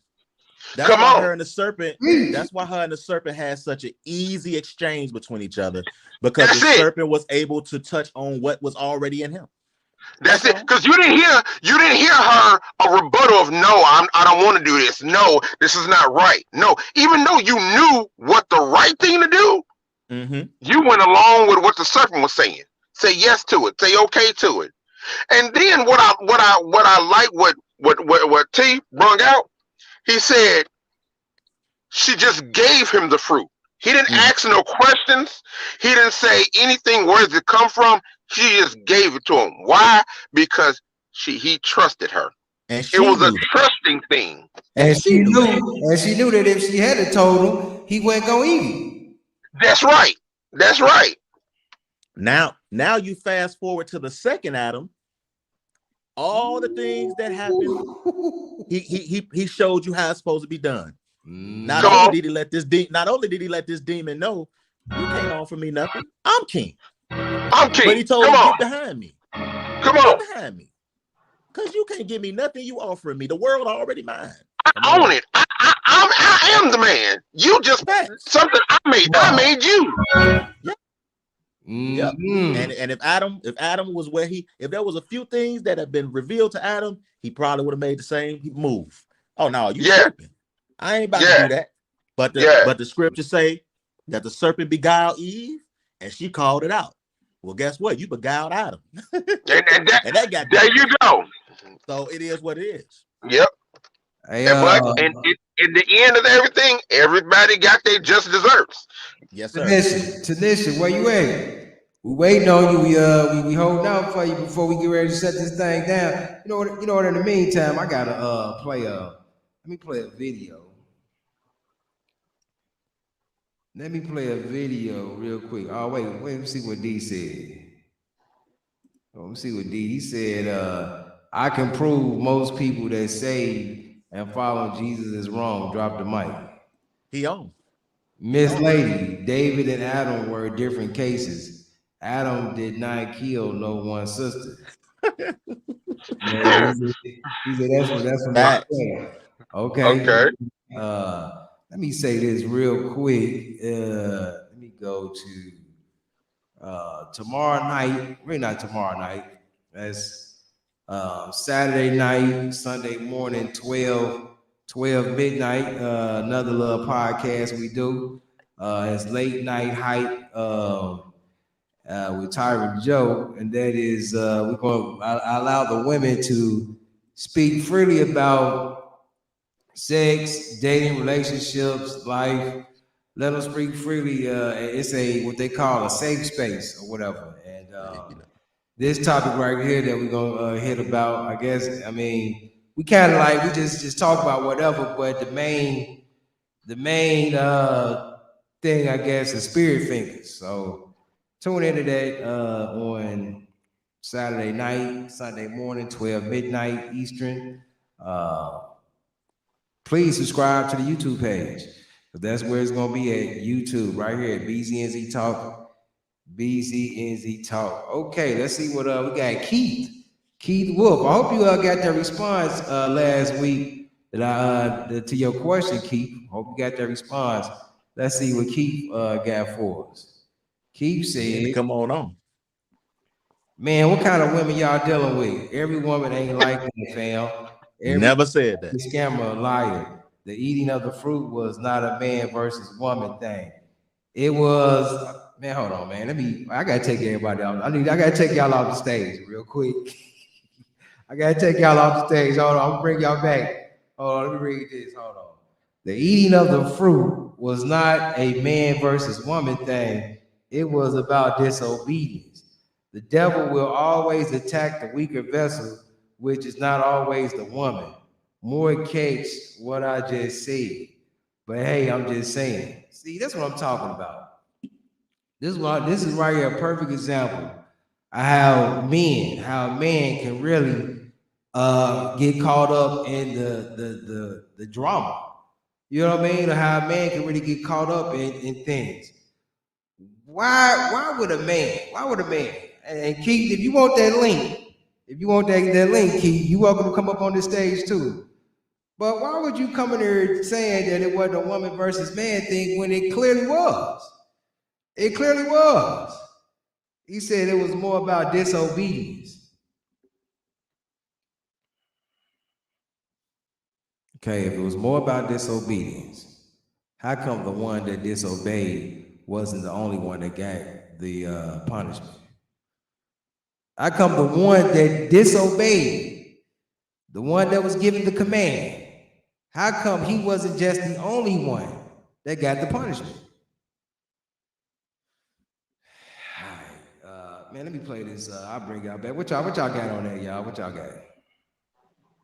Yeah, it makes me think about a conversation that I have all the time, and I'm actually typing that. I was typing that, but I'm gonna go ahead and say it right here.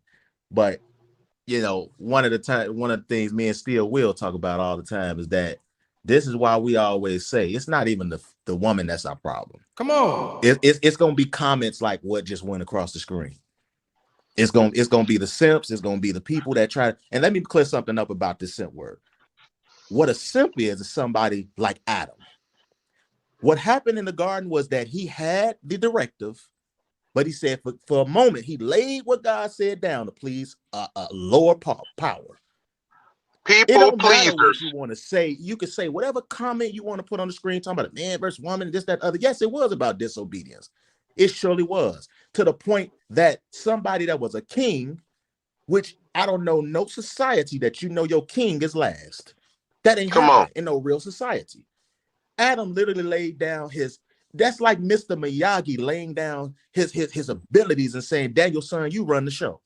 No, that ain't gonna happen.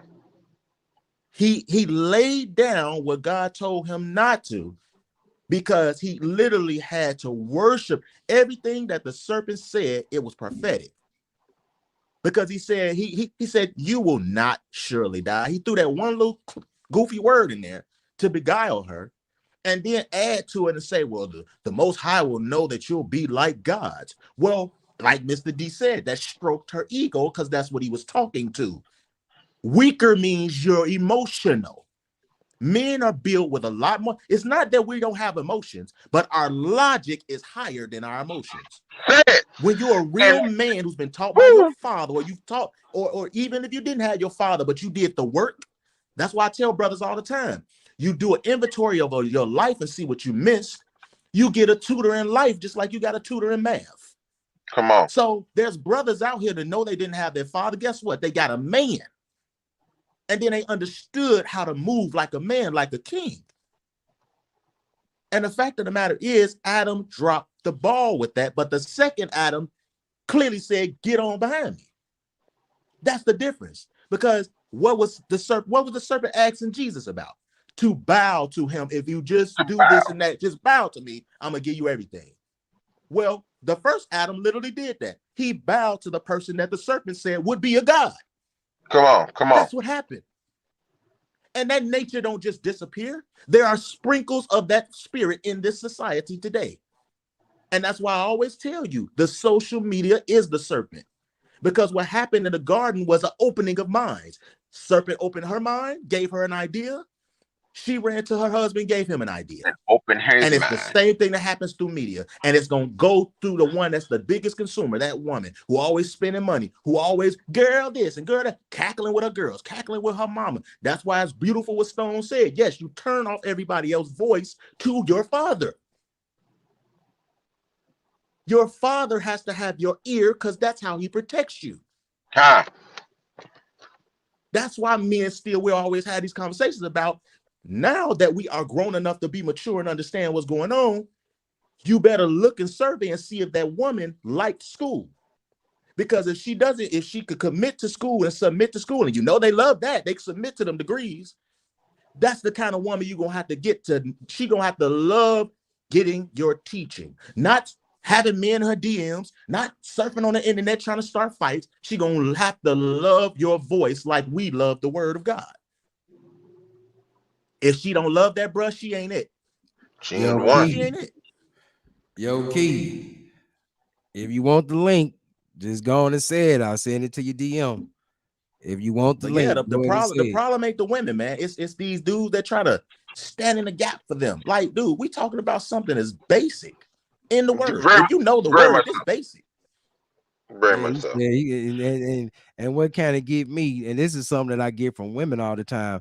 I don't normally get this from a man, but he said, what kind of women y'all dealing with? Normally a woman asks me that type of question. Facts. I always like when a woman want to laugh at me and joke with me and, you know, and nickname me, that's normally come out of her mouth. I don't get this that's from true. the women. So this is why I'm kind of thrown off by your comment, Keith. I mean, you still my boy, but you're gonna have to explain this comment a little bit better, bro. You got to come with it. Say every woman ain't like that, fam. Every woman ain't a scammer or a liar. The eating of the fruit was not a wait, let's go back to the every woman ain't like that. Okay, gentlemen, did anybody on this panel say that every woman was like that? Nope. No. Okay. No. We're warning. I didn't hear it either. I didn't hear nobody. We're just warning of what to look for, because the Most High warned of what to look for, and we're repeating it. That's it. Doing. That's it. Now, what I can say is this: there are women out there like that, but all of them are not like that. Right. And this is nothing but a warning to you to look out for when you see something. When you see the snake, move away from the snake. Don't let the snake bite you. That's all it is. But I don't get it. You know, I mean, it's women always saying it's somebody bashing. Like, it's a woman in my DM talking about it's a woman I've been asking her to come on and share some of her thoughts about dating and relationships. She talking about she'll know if she could do that because she sees some of the stuff that I post up on my Facebook page, and that pretty much gives her idea of who I am. I'm like, well, ma'am, you are sadly mistaken, ma'am. If you based what I post on Facebook as who my character is, ma'am, you are really selling yourself short, ma'am. But you got to understand, nowadays and age, that's where people go to see who you are. Your Facebook page. They don't even come to you and talk to you. Right. They go to your Facebook page and see who you are. Ain't that crazy? You go to the Facebook. You don't go sit and have a conversation with that person. No. Really see, is he really a jerk? Is he really somebody that bash women, or is he speaking for? Is he speaking for men that can't speak for themselves? Mm-hmm. People live their life through Facebook, Instagram, Twitter. They live their life through this. Mm-hmm. You know, even though I do understand it's a money maker, okay, cool. But half the people on there, if you really look at their life and then go back into the pictures they did, half of that is A1 copy and fake. Come on. Absolutely. Absolutely. That's why they calling it metaverse now. They want you to, they don't want you to be real. Yeah, they want you to get lost in a portal. Their virtuosity. Yeah, that's what they're talking about. Let me want you to get lost in the portal. Play this real quick. Let me see. Play this. I had this video for a certain young lady to critique, but she clicked off. I don't know why, but I'm gonna go ahead and play this real quick, and then I'm gonna get the opinion from the men, because we wanted some of the women to come on and give us the opinion of this video that you're getting ready to see.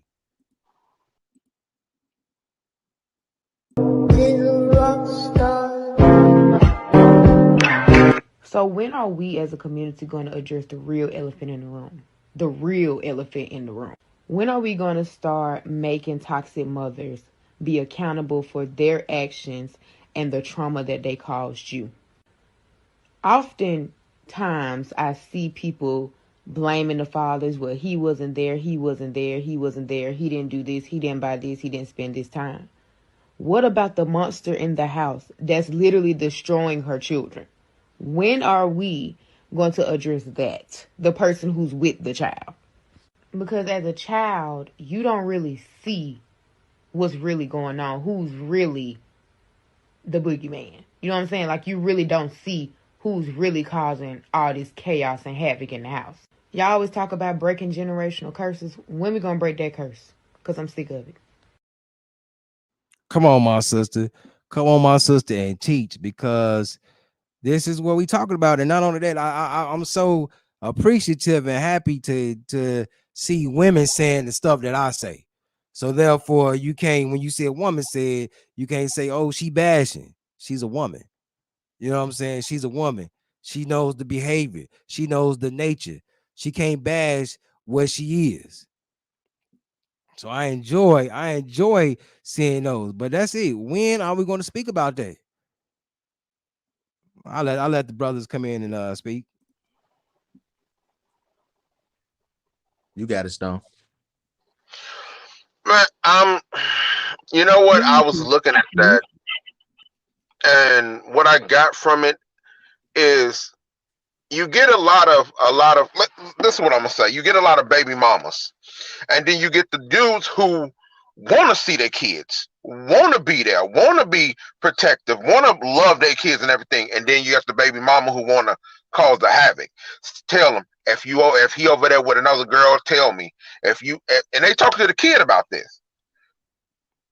Then you at home, all the kid hears bad stuff about their dad. That your daddy ain't no good, your daddy this, your daddy that. That's toxic. That's hitting that kid so hard because any kid loves their son, their father. I mean, so when you're a kid, you're not gonna know who's really causing havoc. But we're always blamed for it. The men is always gonna be blamed for it because either we left or we out. You'll never hear the woman, or you'll never hear about the woman doing something wrong in that relationship and that kid thing. 10 seconds. Hold on real quick. Keith, if you want the link, I can send you that link to your inbox, and you be right here on stage with us, and we can all talk like men. Okay, we ain't gonna be nicknaming, we're not gonna be joking or laughing at each other. We're gonna all speak like men. If you like the link, let me know. Go ahead, Dwayne. Yeah, I mean, you already know, like the biggest thing that I've been, discussing as a topic as of late is, the redefining of family. Ooh. Well, the scriptures let you know clear as day. Stone brought it up early in the conversation that, a man leaves. The one reason word for man leaving his mother and father is so that he can start his own. True. That's why it says he cleaves to his wife. Then it continues on and says they make one flesh. What is one flesh? It can only be a child. That's it. That's what one flesh is. So that's why I always joke that there's animals that tend to be smarter than us, especially a lot of these women today who redefine family. So the biggest thing that I look at is just that there is clearly a difference between, which is why I have the other series, true marriage versus 50-50 corporations, because that's what you see out here. That's how you can have the Jada and Will situation going on and all these other little dynamics, because some people don't have marriages, bro. They have corporations. You know what I'm saying? They have corporations. They don't have real marriage, because real marriage demands that there is that passage of last names. That's number one. Number two, a man has to have a vision and a plan. And when that woman asks what it is, because I want to know what I'm following, they have to link, because she incubates. Any seed that you put in her, she multiplies. We talk about this all the time.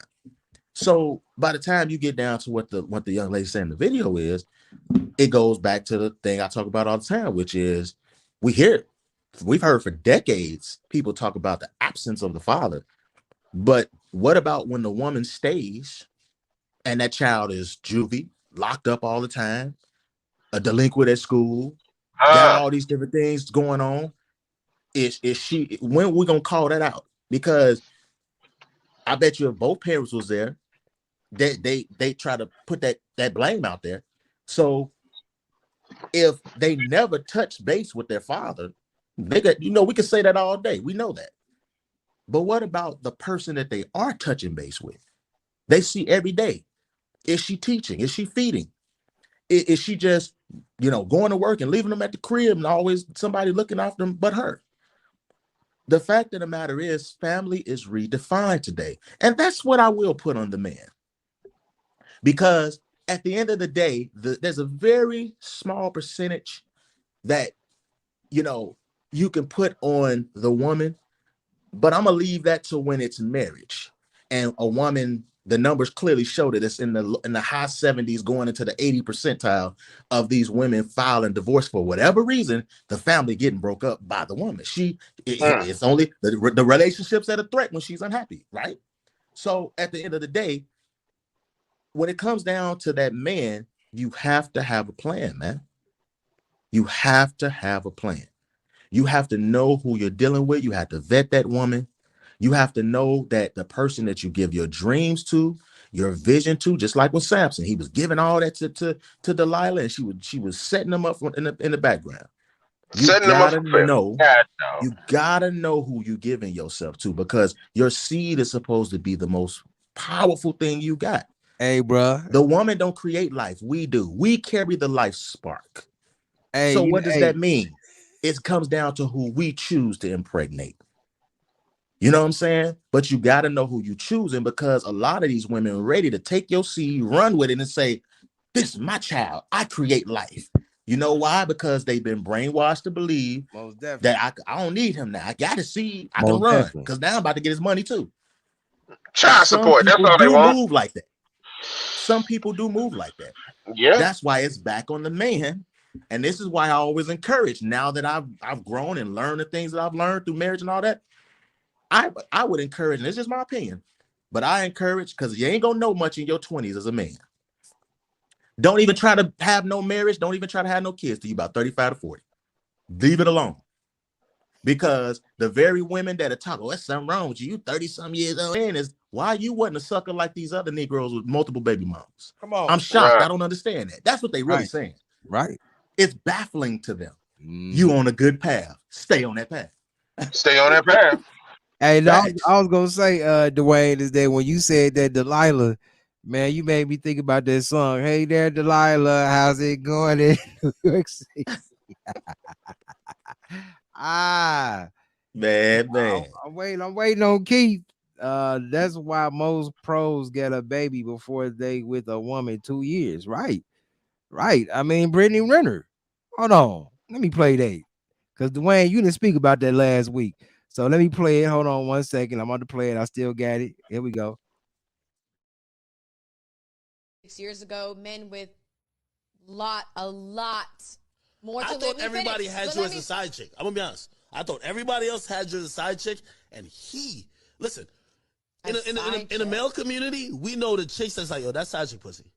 And then we know the dumbass nigga who wifes up the side chick, and we're like, so what makes me a side chick? Because I'm beautiful? And no, because the one who everybody fucks but doesn't wife, that's the side chick. Sorry. So who have been side chick? You wrote a fucking book. Who have been a side chick? But I was never a side chick. Well, when you write a book about having casual sex, and by the way, not one of them claimed you.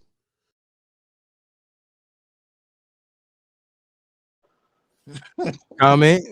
Now, cause see, Brittany, we know that she got that baby by old boy that played he played for the Houston Texans, and then she hurry up and got that check.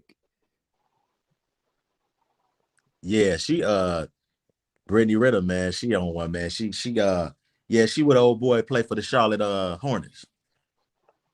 PJ Washington. Yeah, PJ. So it's crazy because I done scrutinized a couple of little videos, and she in the car talking about how, you know, everybody ain't got to get married and all this other different stuff. But right out the other side of her mouth, she said stepdaddy season. So you looking for a husband after you get a child, get your club shot up by another man. It don't make sense. But I think, your boy Academics was right, man. I mean, that is what the side chick is. She the person that nobody's marrying. They passing her around.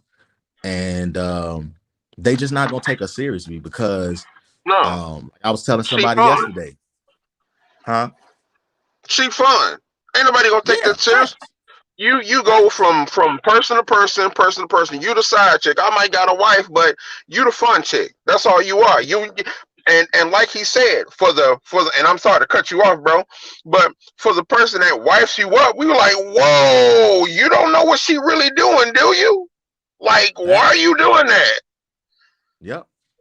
So, and that's why I always tell Ty.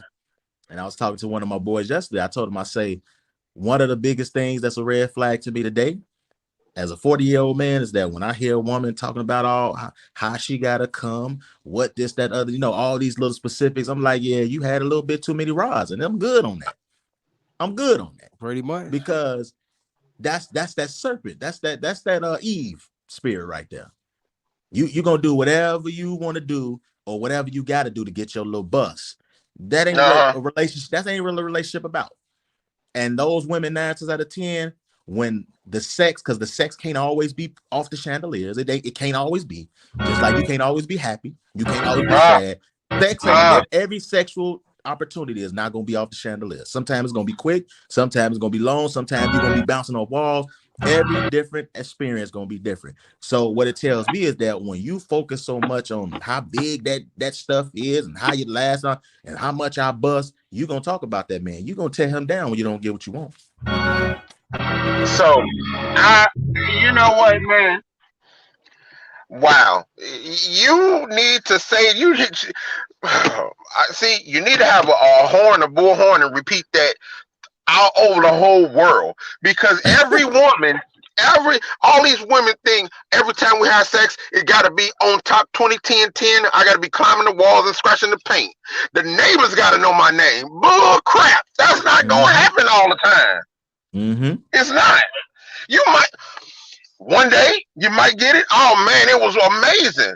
Now, honestly, that goes for both guys and females, because some females don't got the good stroke. Thanks.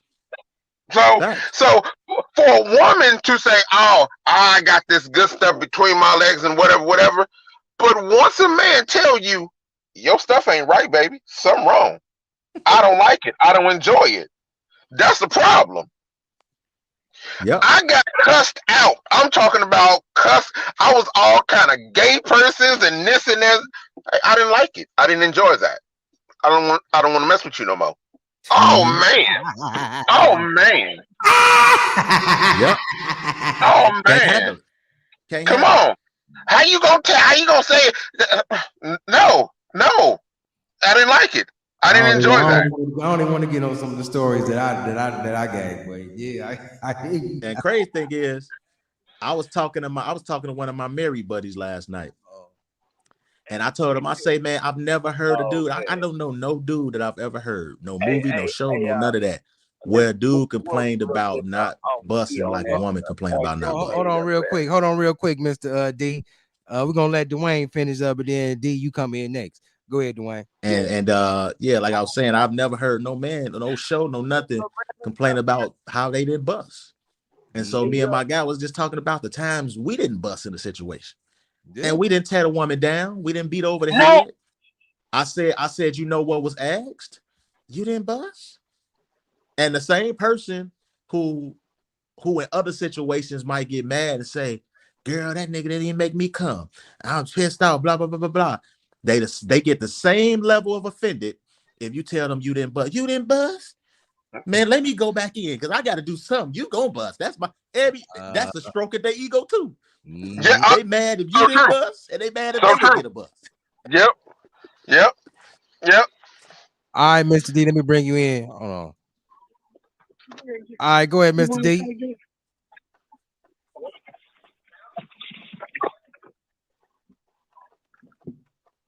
Mr. D, go ahead. You live. Lord. I don't know. Tell Mr. D to let that Pepsi go. Okay, can you hear me now?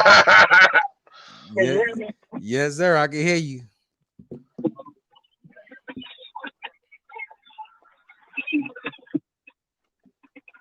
Okay, well, here's the setup, man. The comment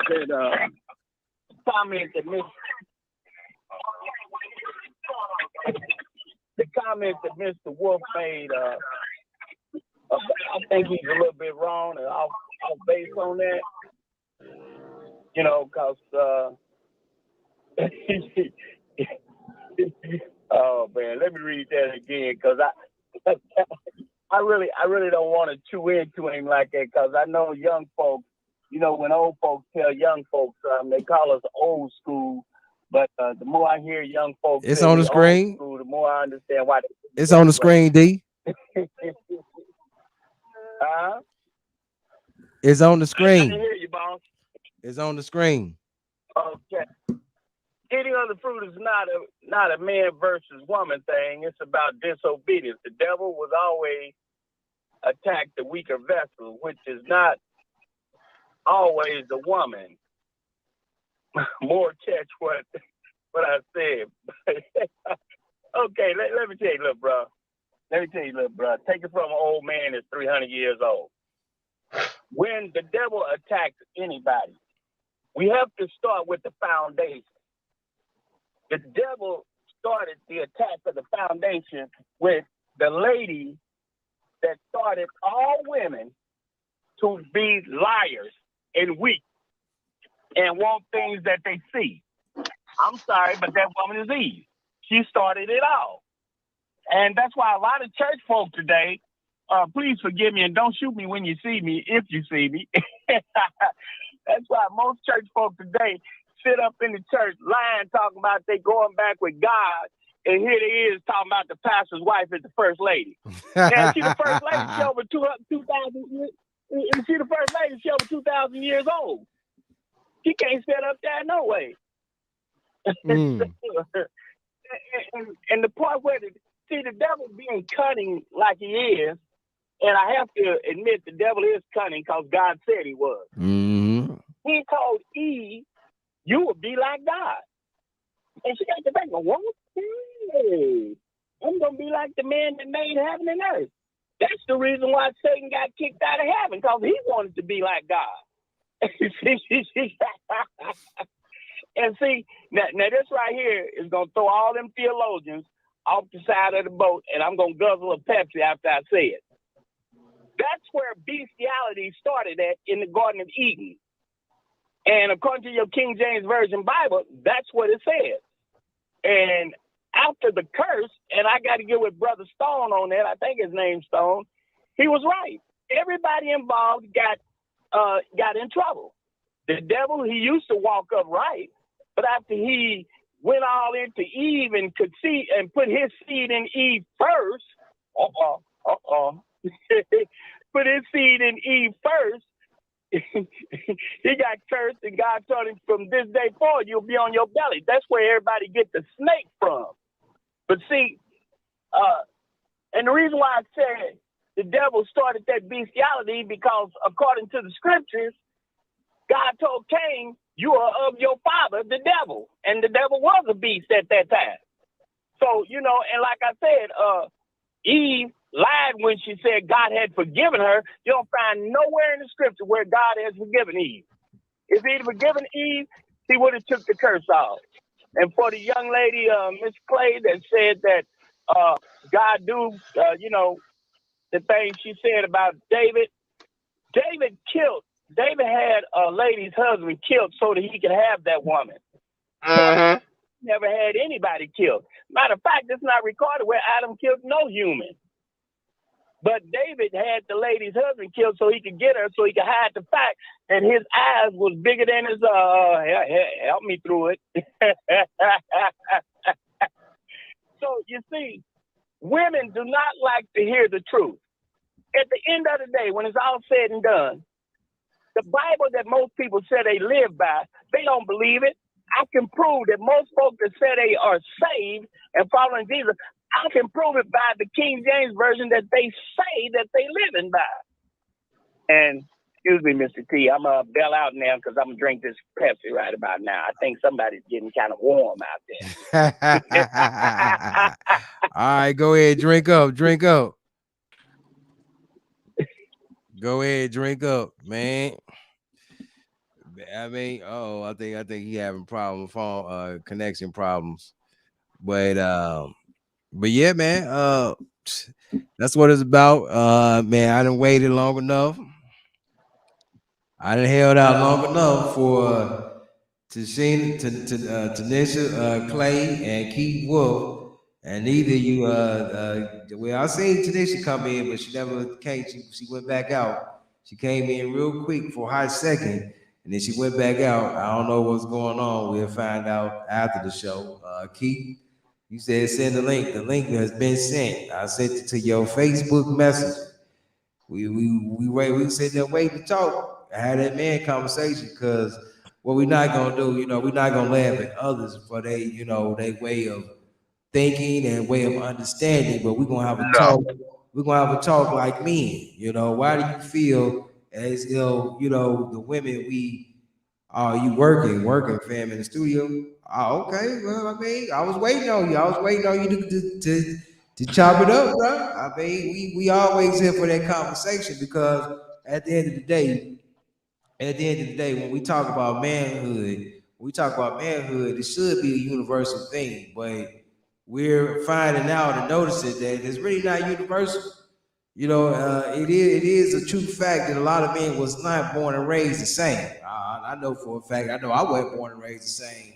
But like I always say, is that I didn't have no man in the house. But at the end of the day, my mother, she kept men around me. That when I did fall out of line, those men, they put me right back in. Mm-hmm. So I'm fortunate, and I thank God for that, because I can look back now and say, them men, they spared my life, because I know a whole bunch of ways I could probably be if the men was not there. Not only that, I can say this about my mother too, is that hell, you didn't really need no man in the house, because she run the men about the house. She was militant. She a militant woman. When I was a kid growing up, she was militant. She run them about the house, and you get the clowning. So, I mean, that's just what it was. But any final last thoughts, man, to my boy, my cuz Stone? Man, I'm just thankful that you let me drop on this, man. It was a wonderful podcast. I'm just thankful to be here with you, cuzzo. And I'm just saying, man, the topics what you got here is wonderful. Oh, we gotta get together and bust that topic what I was telling you about, man. I'm going live tomorrow. Say it again. I forgot the name of it, but yeah, I remember. Is chivalry dead? And can a woman be chivalrous? And why does a man have to be chivalrous? Wow. Wait, let that sit right there real quick. Let it see.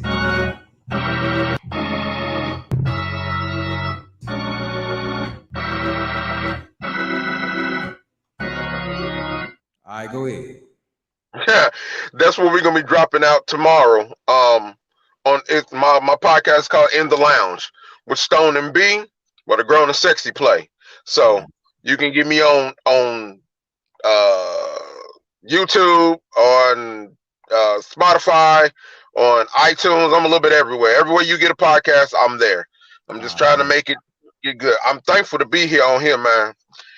It's some good insights. I really wish that young lady would have came on and said something, because I really wanted to start talking to her as well. But and especially the brother too. But hey, he got to work. But next time, I want to chime in with him. Oh, most definitely. He said, so this Monty Bello, shout out to Monty. He in the chat. Yeah, let's give a shout out to all the chat people. Monty Bello's in the chat. Shout out to him. Who else we got? Shout out to Tanisha, to Shari. Shout out to King Dwayne was in the chat. Shout out to Mr. D. He was in the chat. Shout out to all of them. Go ahead, continue. I'm good. Well, yeah, take it over to King. Societal setups is a topic. Yeah, we can talk about societal setups. Go ahead, King Dwayne. Yeah, all right, man. I'm good to be on the show. Glad to be here. Appreciate the platform. Stone, good to meet you. Glad to have you on. You too, brother. Yeah, man. That's gonna be a good topic, man, about that chivalry, man. Because when I think about, that's something I talk about a lot too. A lot of people don't know that started with the Code of Knights. And that was something everybody did. It wasn't just no specific, oh, the man just did this and that was it. Now, that was something that Knights, that was something everybody did. You know what I'm saying? And somewhere along the line, it just got flipped that, only men can be chivalrous, but that's not really the facts if you do the history and the lookup of it. But that's going to be a good topic, man. That's going to be a nice little topic right there. I'm going to have to tune in. But, when it comes down to these relationships, man, you're talking about, what you're offering and what you bring to the table and stuff like that. What I always tell you, three things that a man has to come with. He has to have been in God's presence, because if you've been in his presence, you're going to know the plan for your life. And if you've been in his presence, you're going to have a plan, and you're going to have a vision and the direction to go, because he's now giving you the territory to manage, and you already worked it. It's like a car. You driving it already. You know what I'm saying? It's like your purpose on your gear. You talk about it all the time, Ty. Your vehicle that you drive, is your purpose is when them kids get on the seats. And my gig, the purpose is when that truck get loaded up with its freight. You know what I'm saying? And until they get loaded up with whatever it's getting loaded up to, what's good? What's up, Keith? What up, fam? Oh, you got it. So holla at us about your comment. Say it again. I didn't hear you. My fault. I said, go ahead and speak about what you wrote in the chat room. Oh man, I was just saying. My fault. I got some stuff going on. I was just saying. Listen, man. I understand what y'all be saying.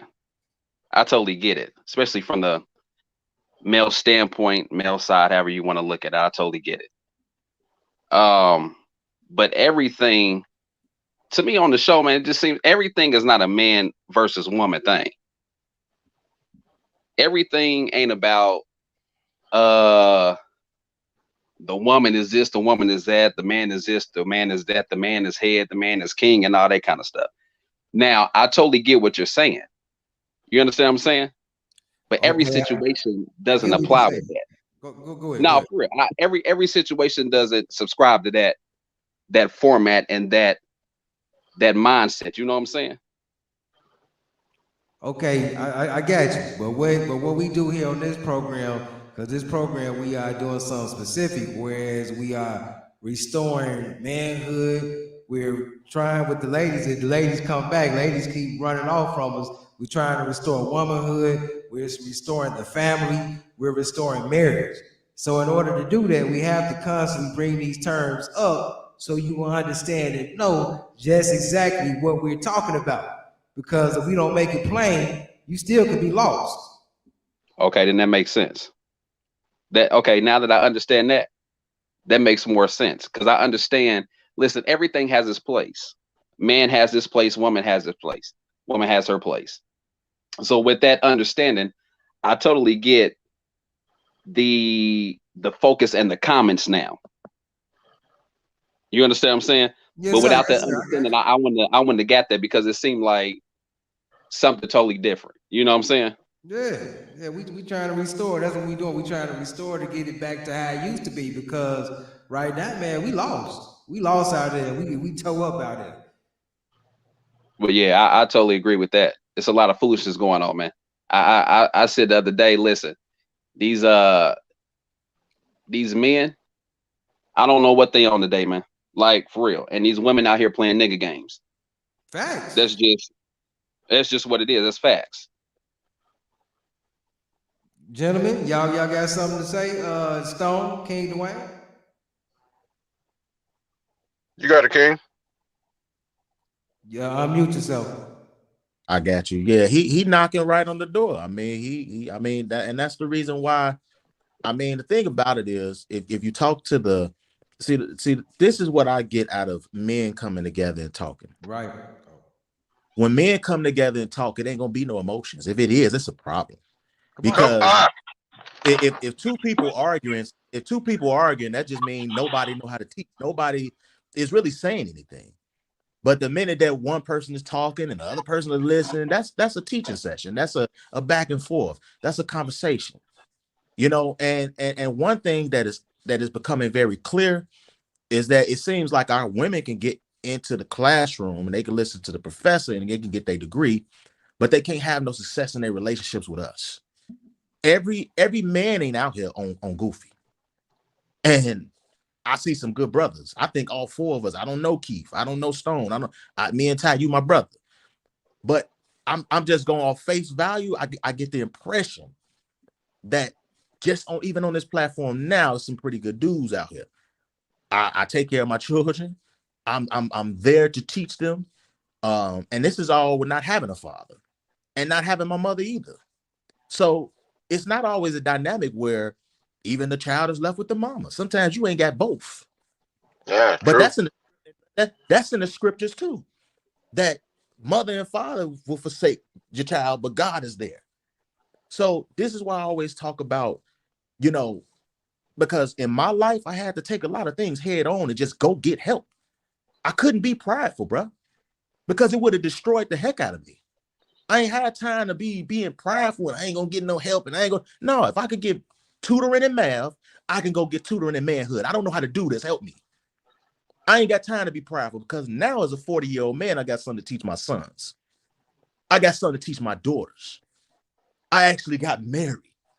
Regardless of what other dudes doing out here, it's some guys out here ain't sleeping all over the place, ain't sowing seed all over the place. It's some brothers right here, I believe, on this platform. I know I'm one of them. So come on, I'm there. Hey, you have to really, really have the guts to talk to the brothers, because the brothers gonna have logical conversation minus emotions. Because that's what happened in the garden. You had an emotional species, and then you had the logical species. Logical gonna always teach because he's trying to balance it out.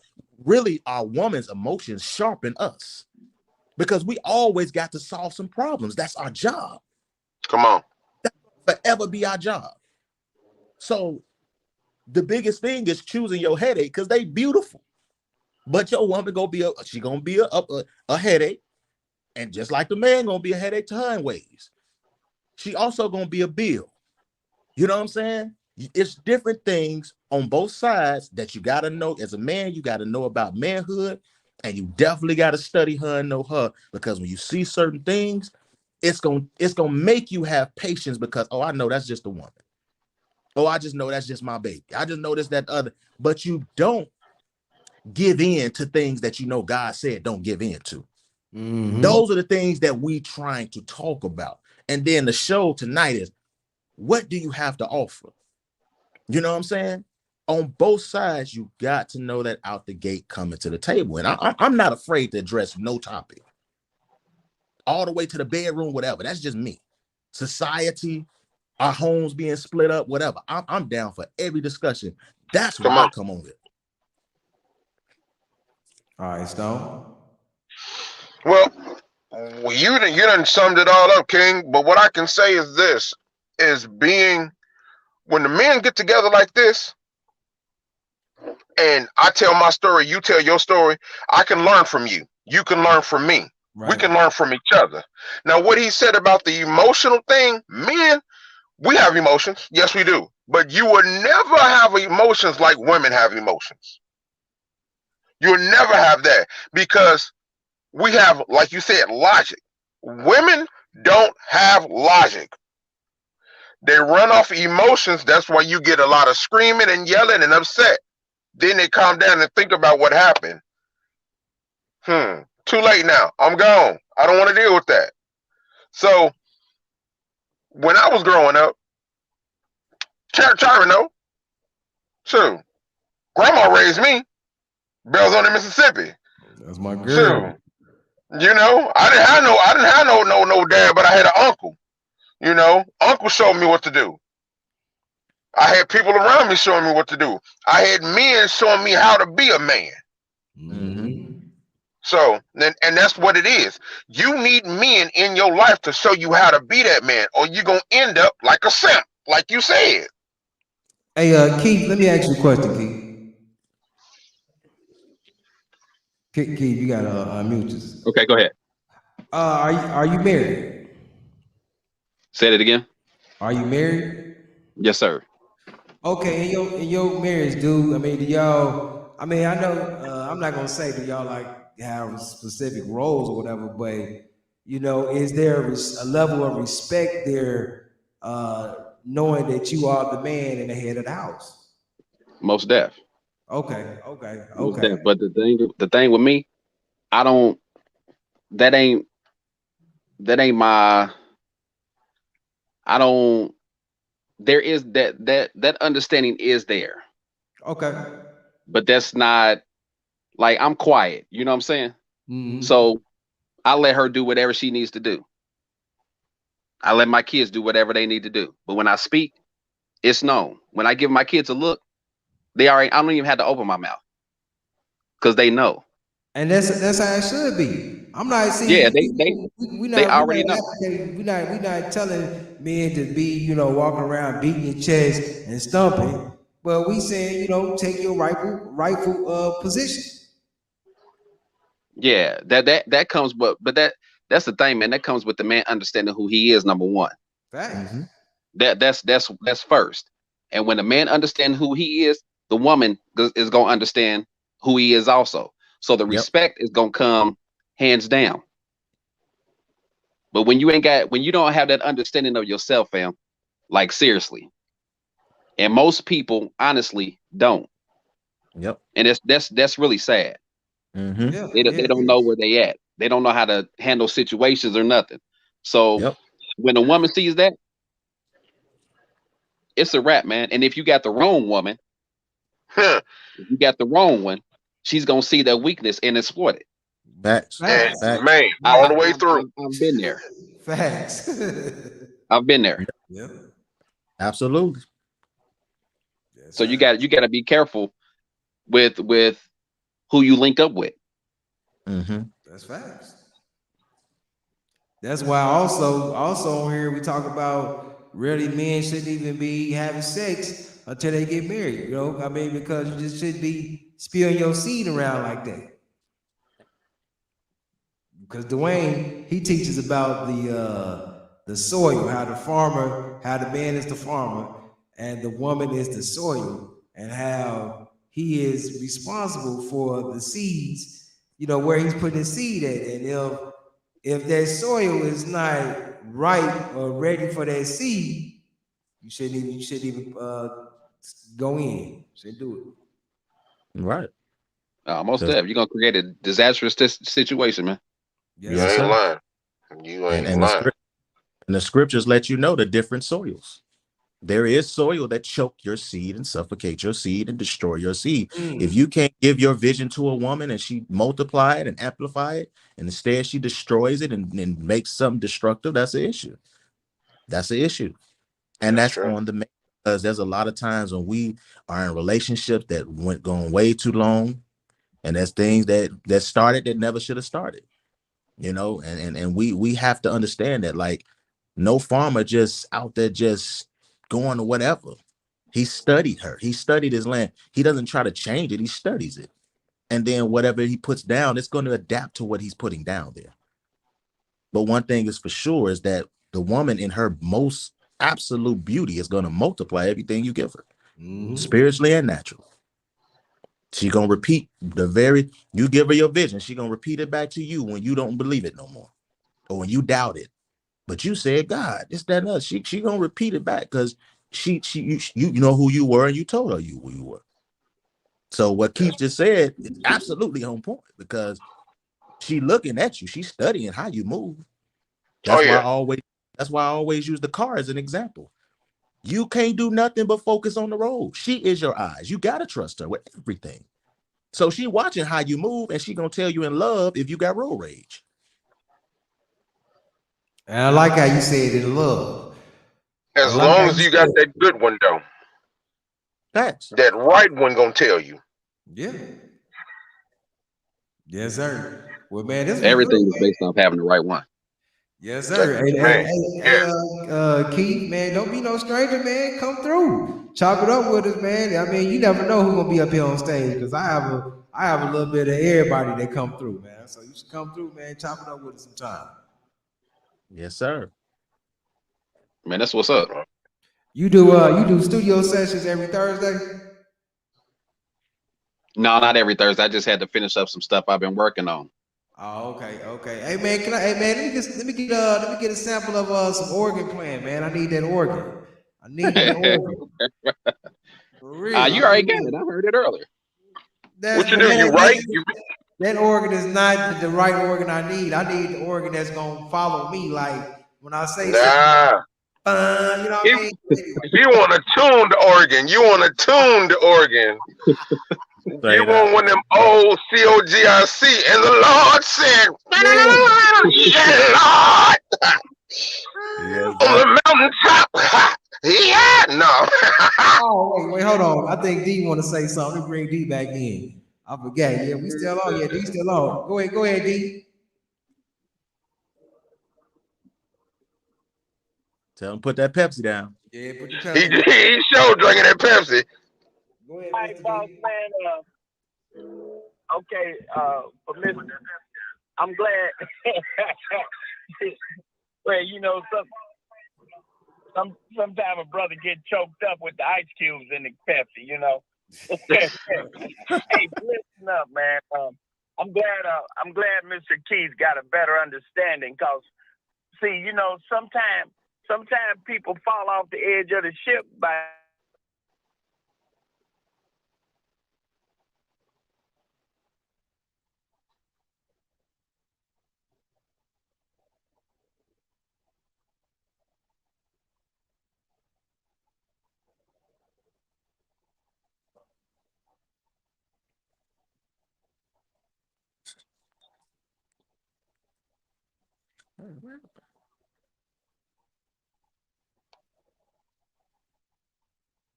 Can anybody hear him?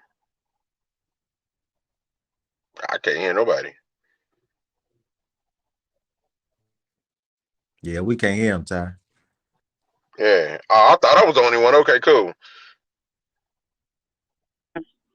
You'll find out that a whole lot of this violence and stuff in the city is gonna dissipate, because you know, you're telling the young guy something to get his head on straight, and yeah, like Mr. Stone and King Dwayne and T says, this is the foundation. The older guys got to come together, and like Mr. Stone said, I got a piece of cake, you got a piece of crust, he got a piece of sugar. We'll make this cake taste the way it's supposed to be. But as you can see in society today, we don't have too many older guys like myself out here spitting and, you know, telling the young guys, you shouldn't do that, you shouldn't do this. You know, I was watching something the other day when a young 14-year-old dude tried to rob a senior citizen. And the senior citizen was trying to talk him out of it, but the young cat wanted to go ahead and do it anyway. What the senior citizen did, gave him 2 slugs in the stomach. You know, and he told the police, when the police got to everything, he said, I hated to do it. I tried to talk him out of it, but he left me no choice. No doubt if somebody had been talking to that 14-year-old guy, you know, they probably couldn't change him at the moment, but if they'd have been, some older guys had been talking to him and letting him know what's going to happen and what could happen, he probably would have thought twice about running up on the guy. Matter of fact, if there was more older guys telling these young guys under 18, you shouldn't be packing these pistols because we're not in Dodge City. It's not the OK Corral. If you look at the news and stuff right now, you got more young folks dying from gunshot wounds than a little bit. True. That's ridiculous. How are they going to have a future with this going on? I checked out, I'm going to say this and go back to my Pepsi so it won't get upset. I was checking out the news the other day. Now check this out. The guy up there that shot up the school, the little young guy, 14, 15 years old, he's in the adult prison, adult jail right now. 15 years old, he hasn't even had a chance to bust a good one yet. But the chances is he's going to be somebody's girlfriend because he's weak and he's young. And now they're getting ready, if they don't, well, by the time they give him the death penalty, he'll probably be a girl when he goes to the Senate, to the chair, because they're going to take him about 15, 20 years before they execute him. And in that time, he got to fight his way through the prison system. And once he's in general population, it's a done deal. Either the chair gonna get him or he gonna kill himself. One of the two. That his mother gave him. I heard the tape that his mother said on the cell phone on the news where she said where the kid got in trouble with the teacher, and the mother told the son, next time don't get caught. Now what kind of sense is that? You're in school to learn. You ain't in school to be looking up ammunition for guns and stuff. And what kind of stupid person would give a 15-year-old a gun for Christmas anyway, unless they're expecting the kid to go to prison or get killed? Well, I'm foaming at the mouth like a mad dog. That's you talking about Rittenhouse. Good show tonight. Appreciate it. No, not Rittenhouse. Oxford. Oh, okay. They're shooting at Oxford High School. Hey, D, let me ask you this. Was you just said Dodge City. Was Dodge City is that also the same name as Brightwood? Yeah, see, now you're gonna make me come through the phone. Well, I'm gonna tell you this. I'm gonna give you a little bit of history about Indianapolis, and I ain't read it out of the book like that guy want to be senator did. At one point in Indianapolis, from 25th in New Jersey, the 25th in Central, 25th and Broadway, Park, Carrollton, and College, and all that area, on down to 16th Street. That whole section used to be called Dodge City because somebody was getting shot up every day, every night. I mean, somebody was just getting shot up all the time. But see, we got in the city here, the honorable political mayor then just dumped a whole bunch of money into some initiative to stop the violence. But the money ain't going in the right place. It never does. Just killing and stuff the young people are doing. They here for a camera session. After they get through with the camera session, they'll go up to IHOP, get them a steak, a hamburger or something, and daylights with what they supposed to be doing. Now, I don't want to get nobody upset or wind it up or nothing, but they had the 10-point coalition out here on the Far East Side.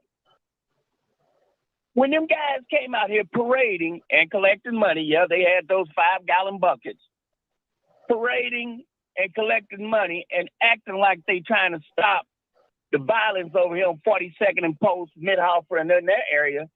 They had more violence when them guys was out there than they did any other time. Yeah. And I'm trying to figure out, what are they doing? And then you got these guys. Lord help somebody. If you don't help somebody, help me. You got these guys that call themselves preachers. And they get out there, and as soon as they get a photo session from the press, they go back to what they were doing and forget all about what they said they was going to do. That's crazy. That goes all the way back. If you want to, I can tell it all the way back to the garden, but I'm going to leave that alone. That's for another day and another channel. And Batman says, I dropped the mic.